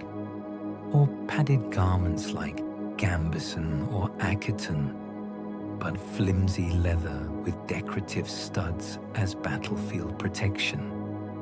That's fantasy aesthetics, not medieval reality. The fourth myth shows leather bikinis and skimpy battle outfits. Fantasy series and games often dress medieval warrior women in minimal leather armor that leaves limbs and torso exposed. A leather bikini perhaps, some strategic straps, maximum skin exposed. This is false. Real medieval armor, whether worn by men or women, prioritized protection, covering vulnerable areas, the torso, the limbs, the head. If women fought in medieval contexts, and some did, they wore practical protection, mail, plate, padded garments, same as men because arrows don't care about gender, swords don't discriminate. The leather bikini is modern fantasy, male gaze, prioritizing aesthetics over function, over logic, over any connection to actual medieval battlefield dress. Next, we examine King Arthur's shining plate-armored knights. Arthurian films and series often show knights of the Round Table in later medieval full plate armor. Camelot appears, the Round Table. Knights in gleaming plate armor, full suits, visored helmets, articulated joints, the peak of medieval military technology. This is anachronistic. Stories of Arthur are set in a post-Roman or early medieval context, 5th century, 6th century, if he existed at all. Centuries before plate armor, which developed much later, 13th century onwards, reaching its peak in the 15th century. Warriors in Arthur's time? If they had armor, it would be mail, chainmail, perhaps some scales, some plates, but not full Gothic plate, not articulated suits. The image of shining knights comes from later, when Arthurian legends were being written and rewritten in the High Middle Ages. Knights then wore what knights wore then, and illustrators depicted Arthur's knights the same way. It's anachronism. Layers of time collapsed into one shining image. Our sixth myth treats Arthurian legends as straight history. Some films and series present King Arthur and his knights as near-documentary real history. This is how it was in post-Roman Britain, when Arthur united the Britons against the Saxons. Documentary style, historical framing. This is mostly legendary.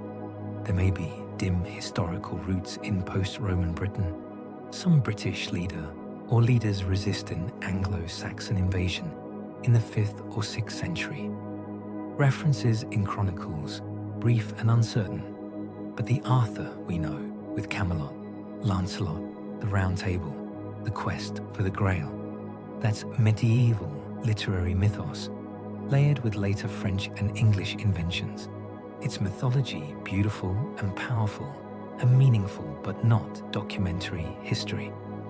The familiar Arthurian cycle is invention, later invention about an earlier, possibly partly real, possibly wholly legendary figure.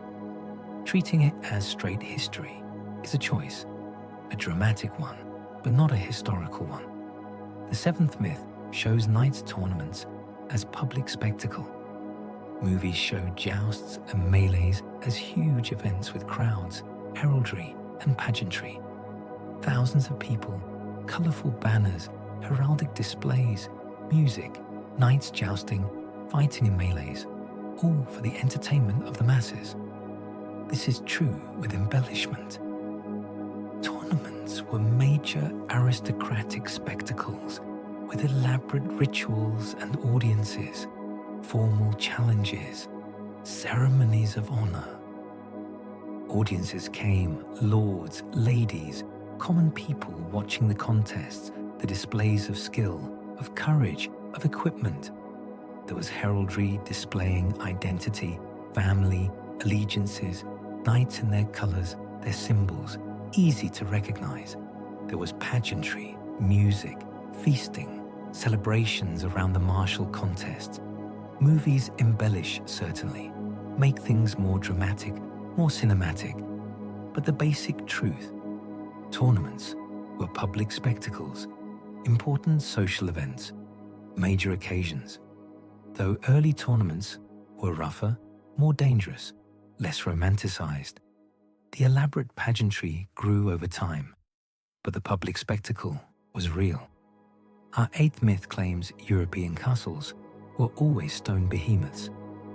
On-screen castles are almost always vast stone fortresses. From the start, the castle appears on the hill, massive stone walls, towers, battlements, solid, permanent. This is incomplete.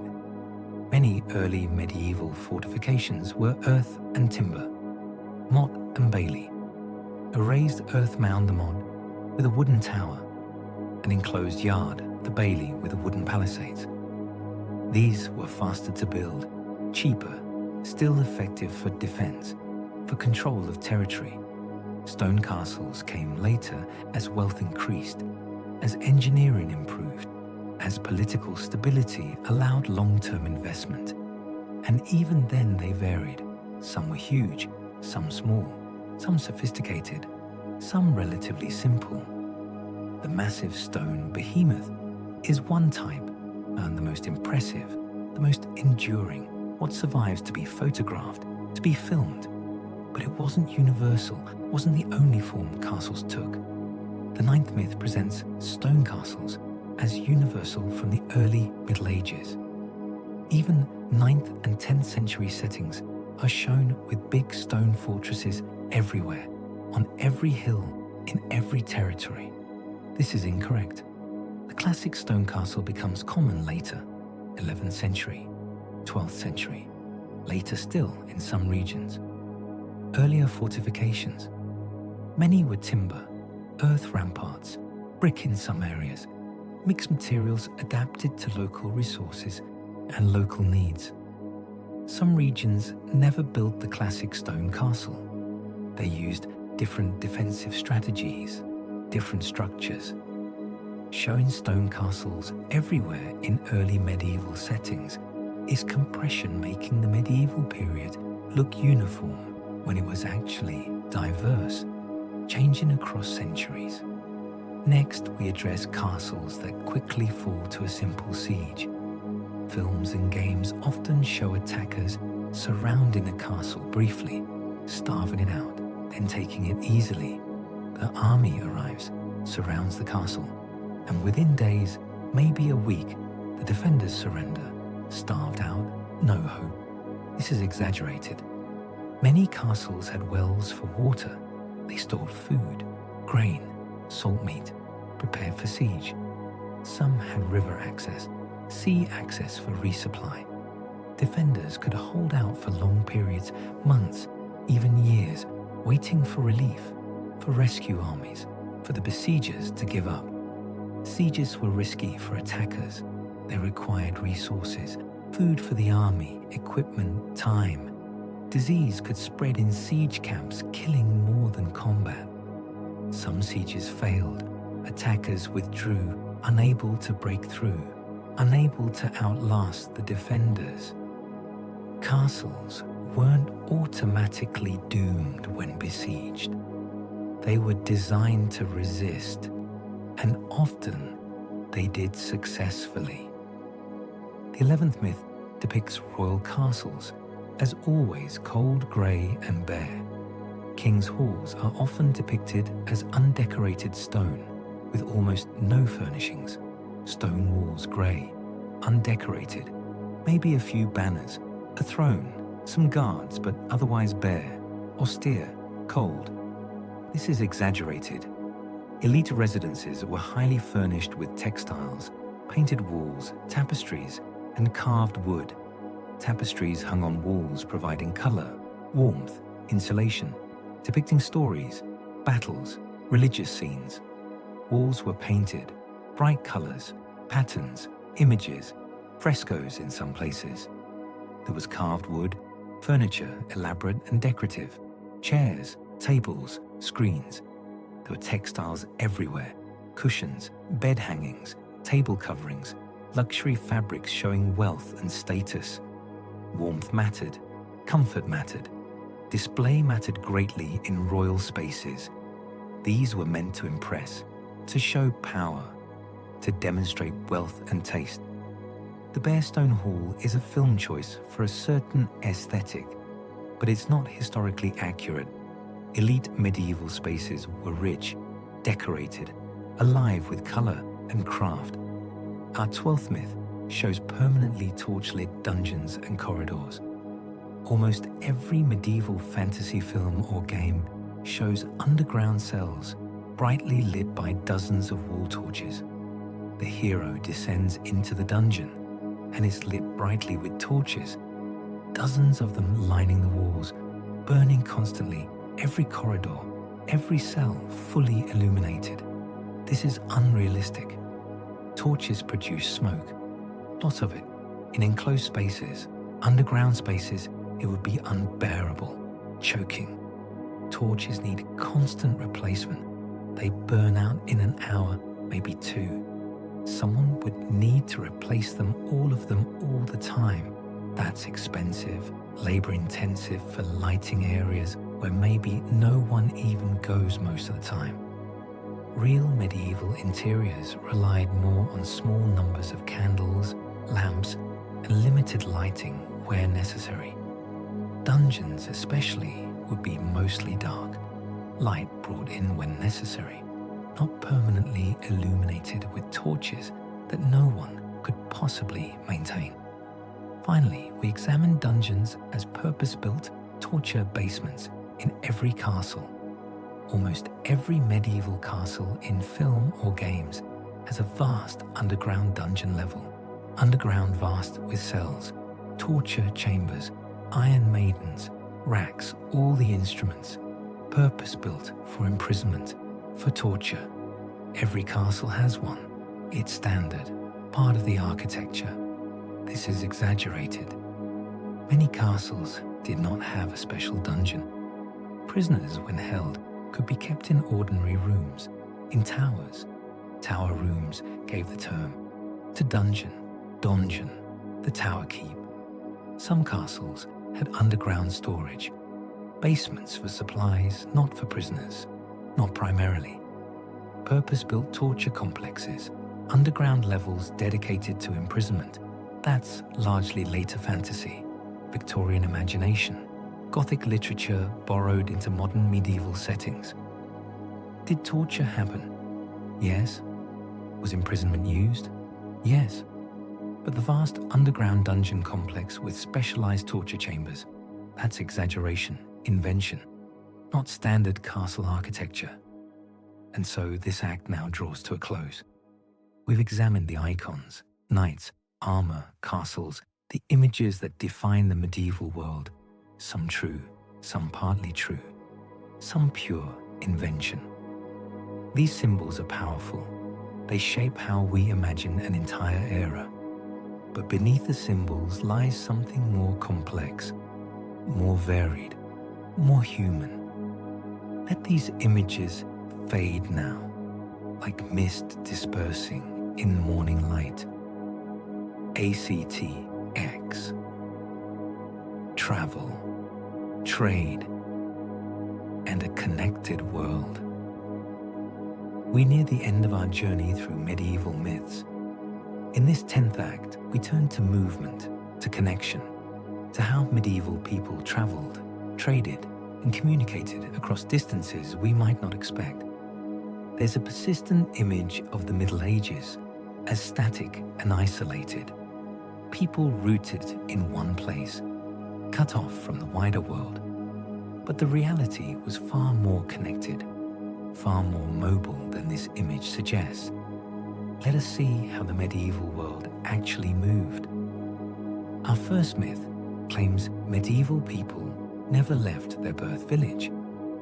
Background characters are portrayed as living and dying within a few kilometers of home. The peasant appears in the background, living their entire life within sight of the same church tower, born in the village, working in the village, dying in the village. never venturing more than a few kilometers from home. This is false. Records of markets, seasonal work, pilgrimage, military service, and migration show that many people traveled regionally and sometimes very long distances. Yes, many people did stay local most of their lives. Their work was there, their family, their community. No need or ability to travel far, but never leaving, that's too strong. There were markets in nearby towns. People traveled to buy, to sell, weekly, monthly, a few hours walk, a day's journey. There was seasonal work at the harvest time. People moving to where labor was needed, then returning home. There was military service, men called up to fight, traveling with armies sometimes very far from home. There was pilgrimage, even ordinary people saving up to visit a shrine, a holy place, sometimes distant, Canterbury, Santiago, Rome. There were migrations, families moving, seeking better land, better opportunities, better lives. Most people stayed mostly local, true, but they weren't frozen in place. They moved more than we often imagine. Next, we examine the myth of medieval travel as rare or impossible.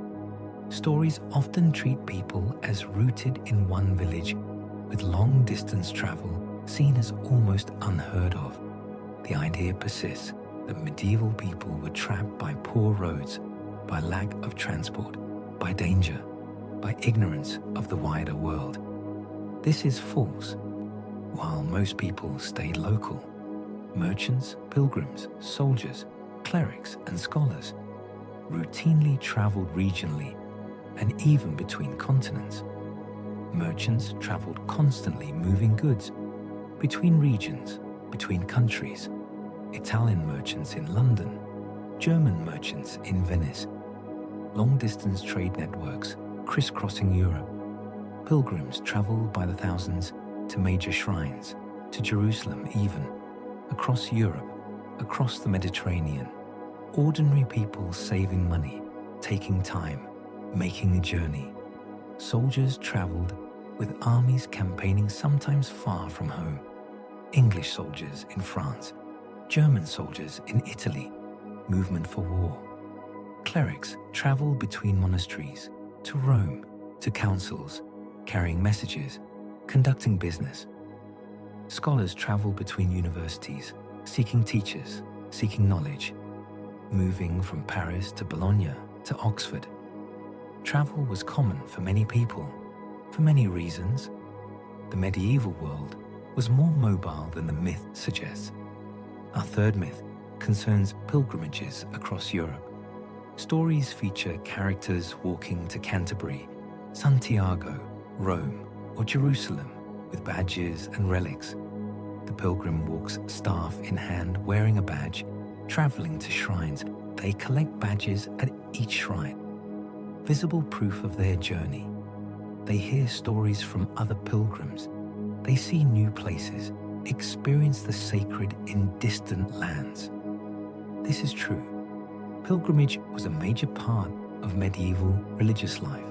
People of various classes traveled long distances to shrines and collected visible souvenirs like badges. People of various classes undertook journeys, short ones, long ones, to shrines of saints, to holy places.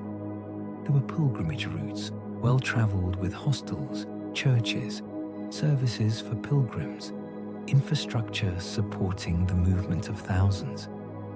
There were pilgrimage badges sold at shrines, worn on clothes, on hats showing where you'd been, which saints you'd visited. These survive in museums, thousands of them, evidence of mass movement. Some went for piety, for penance, for healing. Some went for adventure, for the journey itself, for the experience of the wider world. Pilgrimage was real, common, important. Medieval people walked across continents for faith, for reasons both sacred and human. The fourth myth insists only clergy and nobles could read. Films frequently imply peasants were universally illiterate, while clergy monopolize reading. The scene shows it clearly. A document needs reading, and they call a priest because nobody else can read. Peasants, illiterate, all of them. Reading, the exclusive domain of clergy and nobility. This is overstated. Literacy rates were low compared with today. Most people couldn't read, that's true. But merchants, townsfolk, and some artisans could read. Literacy varied by region, class, and time. Merchants needed some literacy to keep accounts, to write contracts, to conduct business. Many could read at least a little. Townsfolk, artisans, some could read enough for their work, for their needs. Literacy existed on a spectrum with many people somewhere in between fluent reading and total illiteracy. Women in some contexts could read, nuns certainly, but also some noblewomen, some merchants' wives, some townswomen. The picture is messy and complicated. Not the simple clergy can read. Everyone else cannot. Next, we explore monasteries as centers of book copying.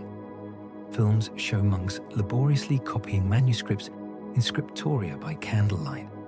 The monk sits in the scriptorium, quill in hand, copying letter by letter, word by word, a manuscript, painstaking work, preserving texts, creating books. This is true. Monastic and later cathedral scriptoria were crucial for copying religious and some secular texts, even though book production later expanded to urban workshops. Monasteries were crucial for preserving knowledge, ancient texts, religious works, some secular writings. Monks copied them painstakingly, creating new manuscripts when old ones wore out or when other monasteries needed copies. Scriptoria were real workspaces where copying happened with rules about silence, about care, about accuracy. Monks spent years sometimes on single manuscripts. Some monks specialized in particular scripts, in illumination, in decoration, creating not just texts, but works of art, illuminated manuscripts with gold leaf, with brilliant colors, with intricate designs. Later book production expanded to urban workshops, to commercial scriptoria, but monastic copying remained important throughout the Middle Ages. The monk laboriously copying, that's not a Hollywood invention, that's historical reality, central to how knowledge was preserved and transmitted. Finally, we address the myth of medieval Europe as culturally isolated. Settings often ignore contact with the Islamic world, Byzantium, and beyond, implying an enclosed European bubble. The story is set in medieval Europe, and it feels enclosed, self-contained, cut off from everywhere else. No contact with the Islamic world, with Byzantium, with Asia, just Europe alone. This is false. Trade, crusade, pilgrimage, diplomacy, and translation movements tied Europe into wider Mediterranean and Eurasian networks of ideas, goods, and technology. There was trade with the Islamic world, spices, silks, luxury goods coming through Mediterranean ports, through Venice, through Genoa, merchants traveling across cultural boundaries. There were the Crusades, which, however violent, created contact between Christians and Muslims, between Byzantines and Western Europeans. Ideas as well as armies moved. There was the translation movement, Arabic texts translated into Latin, Greek philosophy preserved by Islamic scholars, rediscovered by European ones, knowledge flowing across cultural boundaries. There was diplomacy, embassies, letters between European rulers and Byzantine emperors, between Christians and Muslim caliphs, political contact, cultural exchange. There was pilgrimage to Jerusalem, traveling through Byzantine lands, Islamic lands, experiencing other cultures, other ways of life. Medieval Europe was part of wider Mediterranean and Eurasian networks, not isolated but interconnected, trading goods, trading ideas, learning from and teaching its neighbors. And so this act comes to rest. We've seen movement, connection, a world more mobile, more interconnected than static images would suggest. Medieval people traveled, traded, learned from distant places and distant cultures. The Middle Ages were not isolated, not frozen, but dynamic, connected, part of a wider world. Let these connections settle now, like threads woven together into fabric. Act 11. Pop culture, myth-making, and legacy. We arrive now at our final act. In this last journey, we turn our gaze to the myths themselves, to how they're made, how they spread, how the medieval world has been reimagined by modern storytelling, by popular culture, by the stories we tell about stories. These are the myths about myth-making, the ways the Middle Ages have been reshaped, repackaged, recreated for modern audiences. Let us look one last time at how the past becomes the stories we tell. Our first myth claims medieval people believed the earth was flat. Jokes in comedy, throwaway lines in fantasy, and memes cast medieval people as flat earthers. You've heard it in casual conversation. Medieval people thought the earth was flat.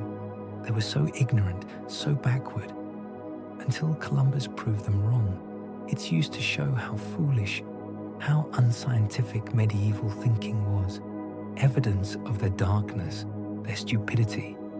This is false. Educated medieval Europeans overwhelmingly accepted a spherical earth drawing on classical authors like Aristotle and Ptolemy, who understood Earth's shape. Medieval scholars wrote about it, taught it in universities, in texts. The spherical Earth was accepted knowledge among the educated. The flat Middle Ages story is a 19th century myth created by writers who wanted to show progress, to make the past seem more ignorant than it was, to create a contrast with modern enlightenment. It stuck, this myth, it spread, it's repeated even now despite historians saying otherwise, despite medieval texts that clearly describe a round Earth. The flat Earth myth tells us more about Victorian attitudes than about medieval knowledge. Next, we address ye olde butcherede Englische. Films and games use mock archaic phrases like ye old tavern or and thou speakest thus.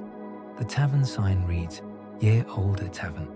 Characters speak in mock archaic phrases. Prithee, good sir, verily I say unto thee. This is how medieval people talked right, this strange stilted faux ancient English. This is mostly fake. Real Middle English and medieval Latin looked and sounded very different from this pastiche.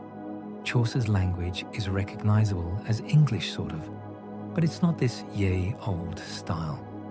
The ye in ye old, that's not even how it was pronounced. It was written with a thorn, a letter that looked like Y, but sounded like ta, so the old, not ye old. The mock archaic phrases are drawn from various sources, early modern English mostly. Shakespeare's era, not medieval, mixed with invented formality trying to sound old. Real medieval speech. We can't hear it, but we have texts, and they don't sound like this. This is modern imagination of what medieval should sound like, based more on theatre conventions than linguistic reality. Our third myth portrays medieval Europe as an all-white world. Many older films and fantasy series set in a medieval Europe show only white characters, implying a uniformly white society. The story is set in medieval Europe, and everyone is white. Every character, every extra, the background crowd, the nobles, the peasants, everyone. This is false by omission. Medieval Europe had documented people of color through trade, migration, warfare, and the wider Mediterranean networks. There were people of color in medieval Europe documented in texts, in art, in records, merchants, scholars, soldiers, servants, immigrants, travelers. The Mediterranean was multicultural. Cities like Venice, Genoa, Seville had diverse populations, people moving, trading, living in cosmopolitan centers. Erasing this diversity is a modern choice, not historical accuracy. It's a choice about who we imagine belonging in medieval stories, who we make visible and who we erase. Historians criticize casting that erases this diversity as inaccurate. The all-white medieval Europe is myth, one that historians increasingly challenge, pointing to evidence of diversity that's been overlooked or deliberately left out. The fourth myth concerns cats massacred by the church, causing the Black Death. Shared in memes and fun fact videos claiming a papal campaign against cats led to more rats and plague. The story goes, the medieval church thought cats were evil, associated with witches, with Satan, so they killed them, massacred cats all across Europe. With fewer cats, there were more rats, and rats carried plague. So the church's cat massacre caused the Black Death, killed millions through stupidity. This is false. There is no good evidence of a Europe-wide cat purge ordered by the papacy. No documents, no orders, no systematic massacre. Cats appear in medieval art, in households, in farms. They were valued for catching mice, for practical reasons. Plague spread for other epidemiological reasons about rats, about fleas, about trade routes, about population density, not because of a lack of cats. The cat massacre story is invented, modern, created to make the medieval church look foolish, superstitious, destructive, with consequences that kill millions. It's satisfying narratively, but it's not history. Next we examine Vikings with horned helmets, seen in countless cartoons, fantasy art, metal band imagery, and shows inspired by Wagnerian opera. The Viking appears, and he's wearing a helmet with horns, two large horns curving up from the sides. This is the Viking, instantly recognizable. The horned helmet is his signature, his symbol. This is false. No archaeological evidence supports Vikings wearing horned helmets in battle. No horned helmets have been found in Viking graves, in Viking settlements, none that were battle helmets. Some ceremonial objects from earlier periods had horns, but these weren't Viking, weren't combat gear. The horned helmet comes mainly from 19th century artists and costume designers like Carl Emil Dupler, creating a look for theatrical Vikings, making them dramatic, distinctive, memorable. It stuck. The image, it spread. It became definitive. What Vikings looked like, even though it was invention from the start. Real Viking helmets were simple, practical, no horns. But the horned helmet is too iconic to die. It persists despite historians saying otherwise. Our sixth myth concerns Thor and Viking gods as superhero characters. Marvel's Thor films and comics present Norse gods like Thor, Loki, Odin, and Valkyrie as superhero figures. Thor appears in the movies, blonde, muscular, noble, heroic, fighting alongside other Avengers, saving the world with his hammer Mjolnir. This is half true. These are real medieval Norse deities, worshipped by Vikings, by medieval Scandinavians. The Prose Edda describes them. Other medieval sources mention them. But Marvel radically changes their appearance, powers, relationships, and morals compared with medieval sources. Medieval Thor was different, more complex, more ambiguous. more culturally specific than the superhero. Marvel took Norse mythology and reimagined it for modern audiences, for superhero narratives. It's creative, it's entertaining, but it's not faithful adaptation, it's transformation. Norse gods become Marvel characters with Marvel's values, Marvel's aesthetics, Marvel's storytelling conventions. The medieval roots are there, but heavily reimagined. The seventh myth blends the real Dracula with a straightforward medieval vampire. Films and novels blend Vlad III Dracula with a fictional vampire count as if one directly inspired the other. Dracula, the name is famous, and there's a historical figure, Vlad III, Vlad Dracula from the 15th century. Wallachia, known for brutality, for impaling his enemies. The vampire Dracula must come from him, right? Stoker took this real brutal ruler and turned him into a vampire. Direct inspiration. This is distorted. Vlad III was a 15th century Wallachian ruler known for brutality, for violence, for cruelty, for political ruthlessness. Dracula meant son of Dracul, his father's name, meaning dragon or devil. Connections to Stoker's Dracula are indirect and more about a borrowed name and general atmosphere than a faithful biography.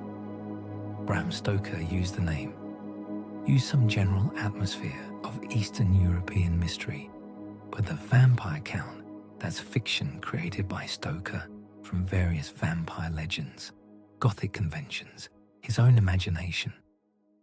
The connection between historical Vlad and fictional Dracula is mostly just the name and vague geography. The stories blend them, make it seem like one inspired the other directly, but it's more complicated, more indirect than that. Two Draculas, historical and fictional, overlapping but not the same. Next, we explore St. George as a simple medieval dragon slayer. Stories show a medieval knight literally killing a dragon as a mostly historical tale. The story is told of St. George the Knight, who faced a dragon terrorizing a kingdom. He fought it, killed it, saved the princess. A heroic medieval tale. It's treated as history more or less. A real event, a real knight, a real, well, maybe not a real dragon, but a real something. This is myth built on a person. There may have been a late Roman martyr behind the cult of George, a 3rd or 4th century figure executed for his faith. The cult of George grew from there, but the dragon episode is an 11th century legend, not a factual medieval event. It's mythology built on possible historical roots, but the familiar story with the dragon, that's medieval legend, not medieval history, not a documentary of actual events. St. George the Dragon Slayer is a story, powerful, meaningful, inspiring, but not a factual account of events that happened. Finally, we examine Game of Thrones style brutal politics. Series like Game of Thrones use arranged marriages, hostage-taking, and dynastic wars as core plot devices. The show portrayed medieval politics as brutal. Arranged marriages, child brides, hostage-taking, betrayals, assassinations, dynastic wars, families destroyed, power through violence and cunning. This is broadly true, though dramatized. Elite medieval politics really did revolve around marriage alliances, feuds, succession crises, and calculated brutality, even if the details are fictional. Who married whom mattered enormously for power, for territory, for legitimacy. There were feuds, long-running between families, between kingdoms. Violence was common. Political violence, calculated, brutal. There were succession crises. Who inherits? Who has the better claim? Wars fought over these questions, thousands dying for dynastic disputes. There were hostages, prisoners. political tools used to guarantee good behavior or extract concessions. Game of Thrones dramatized this, compressed it, made it more intense, more violent, more constant. But the basic elements, marriage politics, dynastic war, calculated brutality, those were real, part of how medieval elites competed for power. The show exaggerated, but it wasn't inventing from nothing. It was amplifying real patterns of medieval political life. And so, our journey comes to an end. We've traveled through 100 myths, some false, some partly true, some surprisingly accurate. We've seen how the medieval world has been imagined, reimagined, distorted, preserved, transformed. The Middle Ages are distant from us, separated by centuries, by vast changes in how we live, how we think. But they're also always with us in the stories we tell, the images we create, the myths we perpetuate. Understanding the myths helps us see the reality beneath them, the actual medieval world. Complex, contradictory, human, neither perfectly noble nor uniformly dark, but somewhere in between, like all human societies. The medieval world deserves to be seen on its own terms, not just as a mirror for modern anxieties or fantasies, but as a time when people lived, loved, struggled, created, believed, as fully human as anyone who has ever lived. Let these final thoughts drift away now, like stars fading into morning light. Rest well. The journey is complete. Sweet dreams.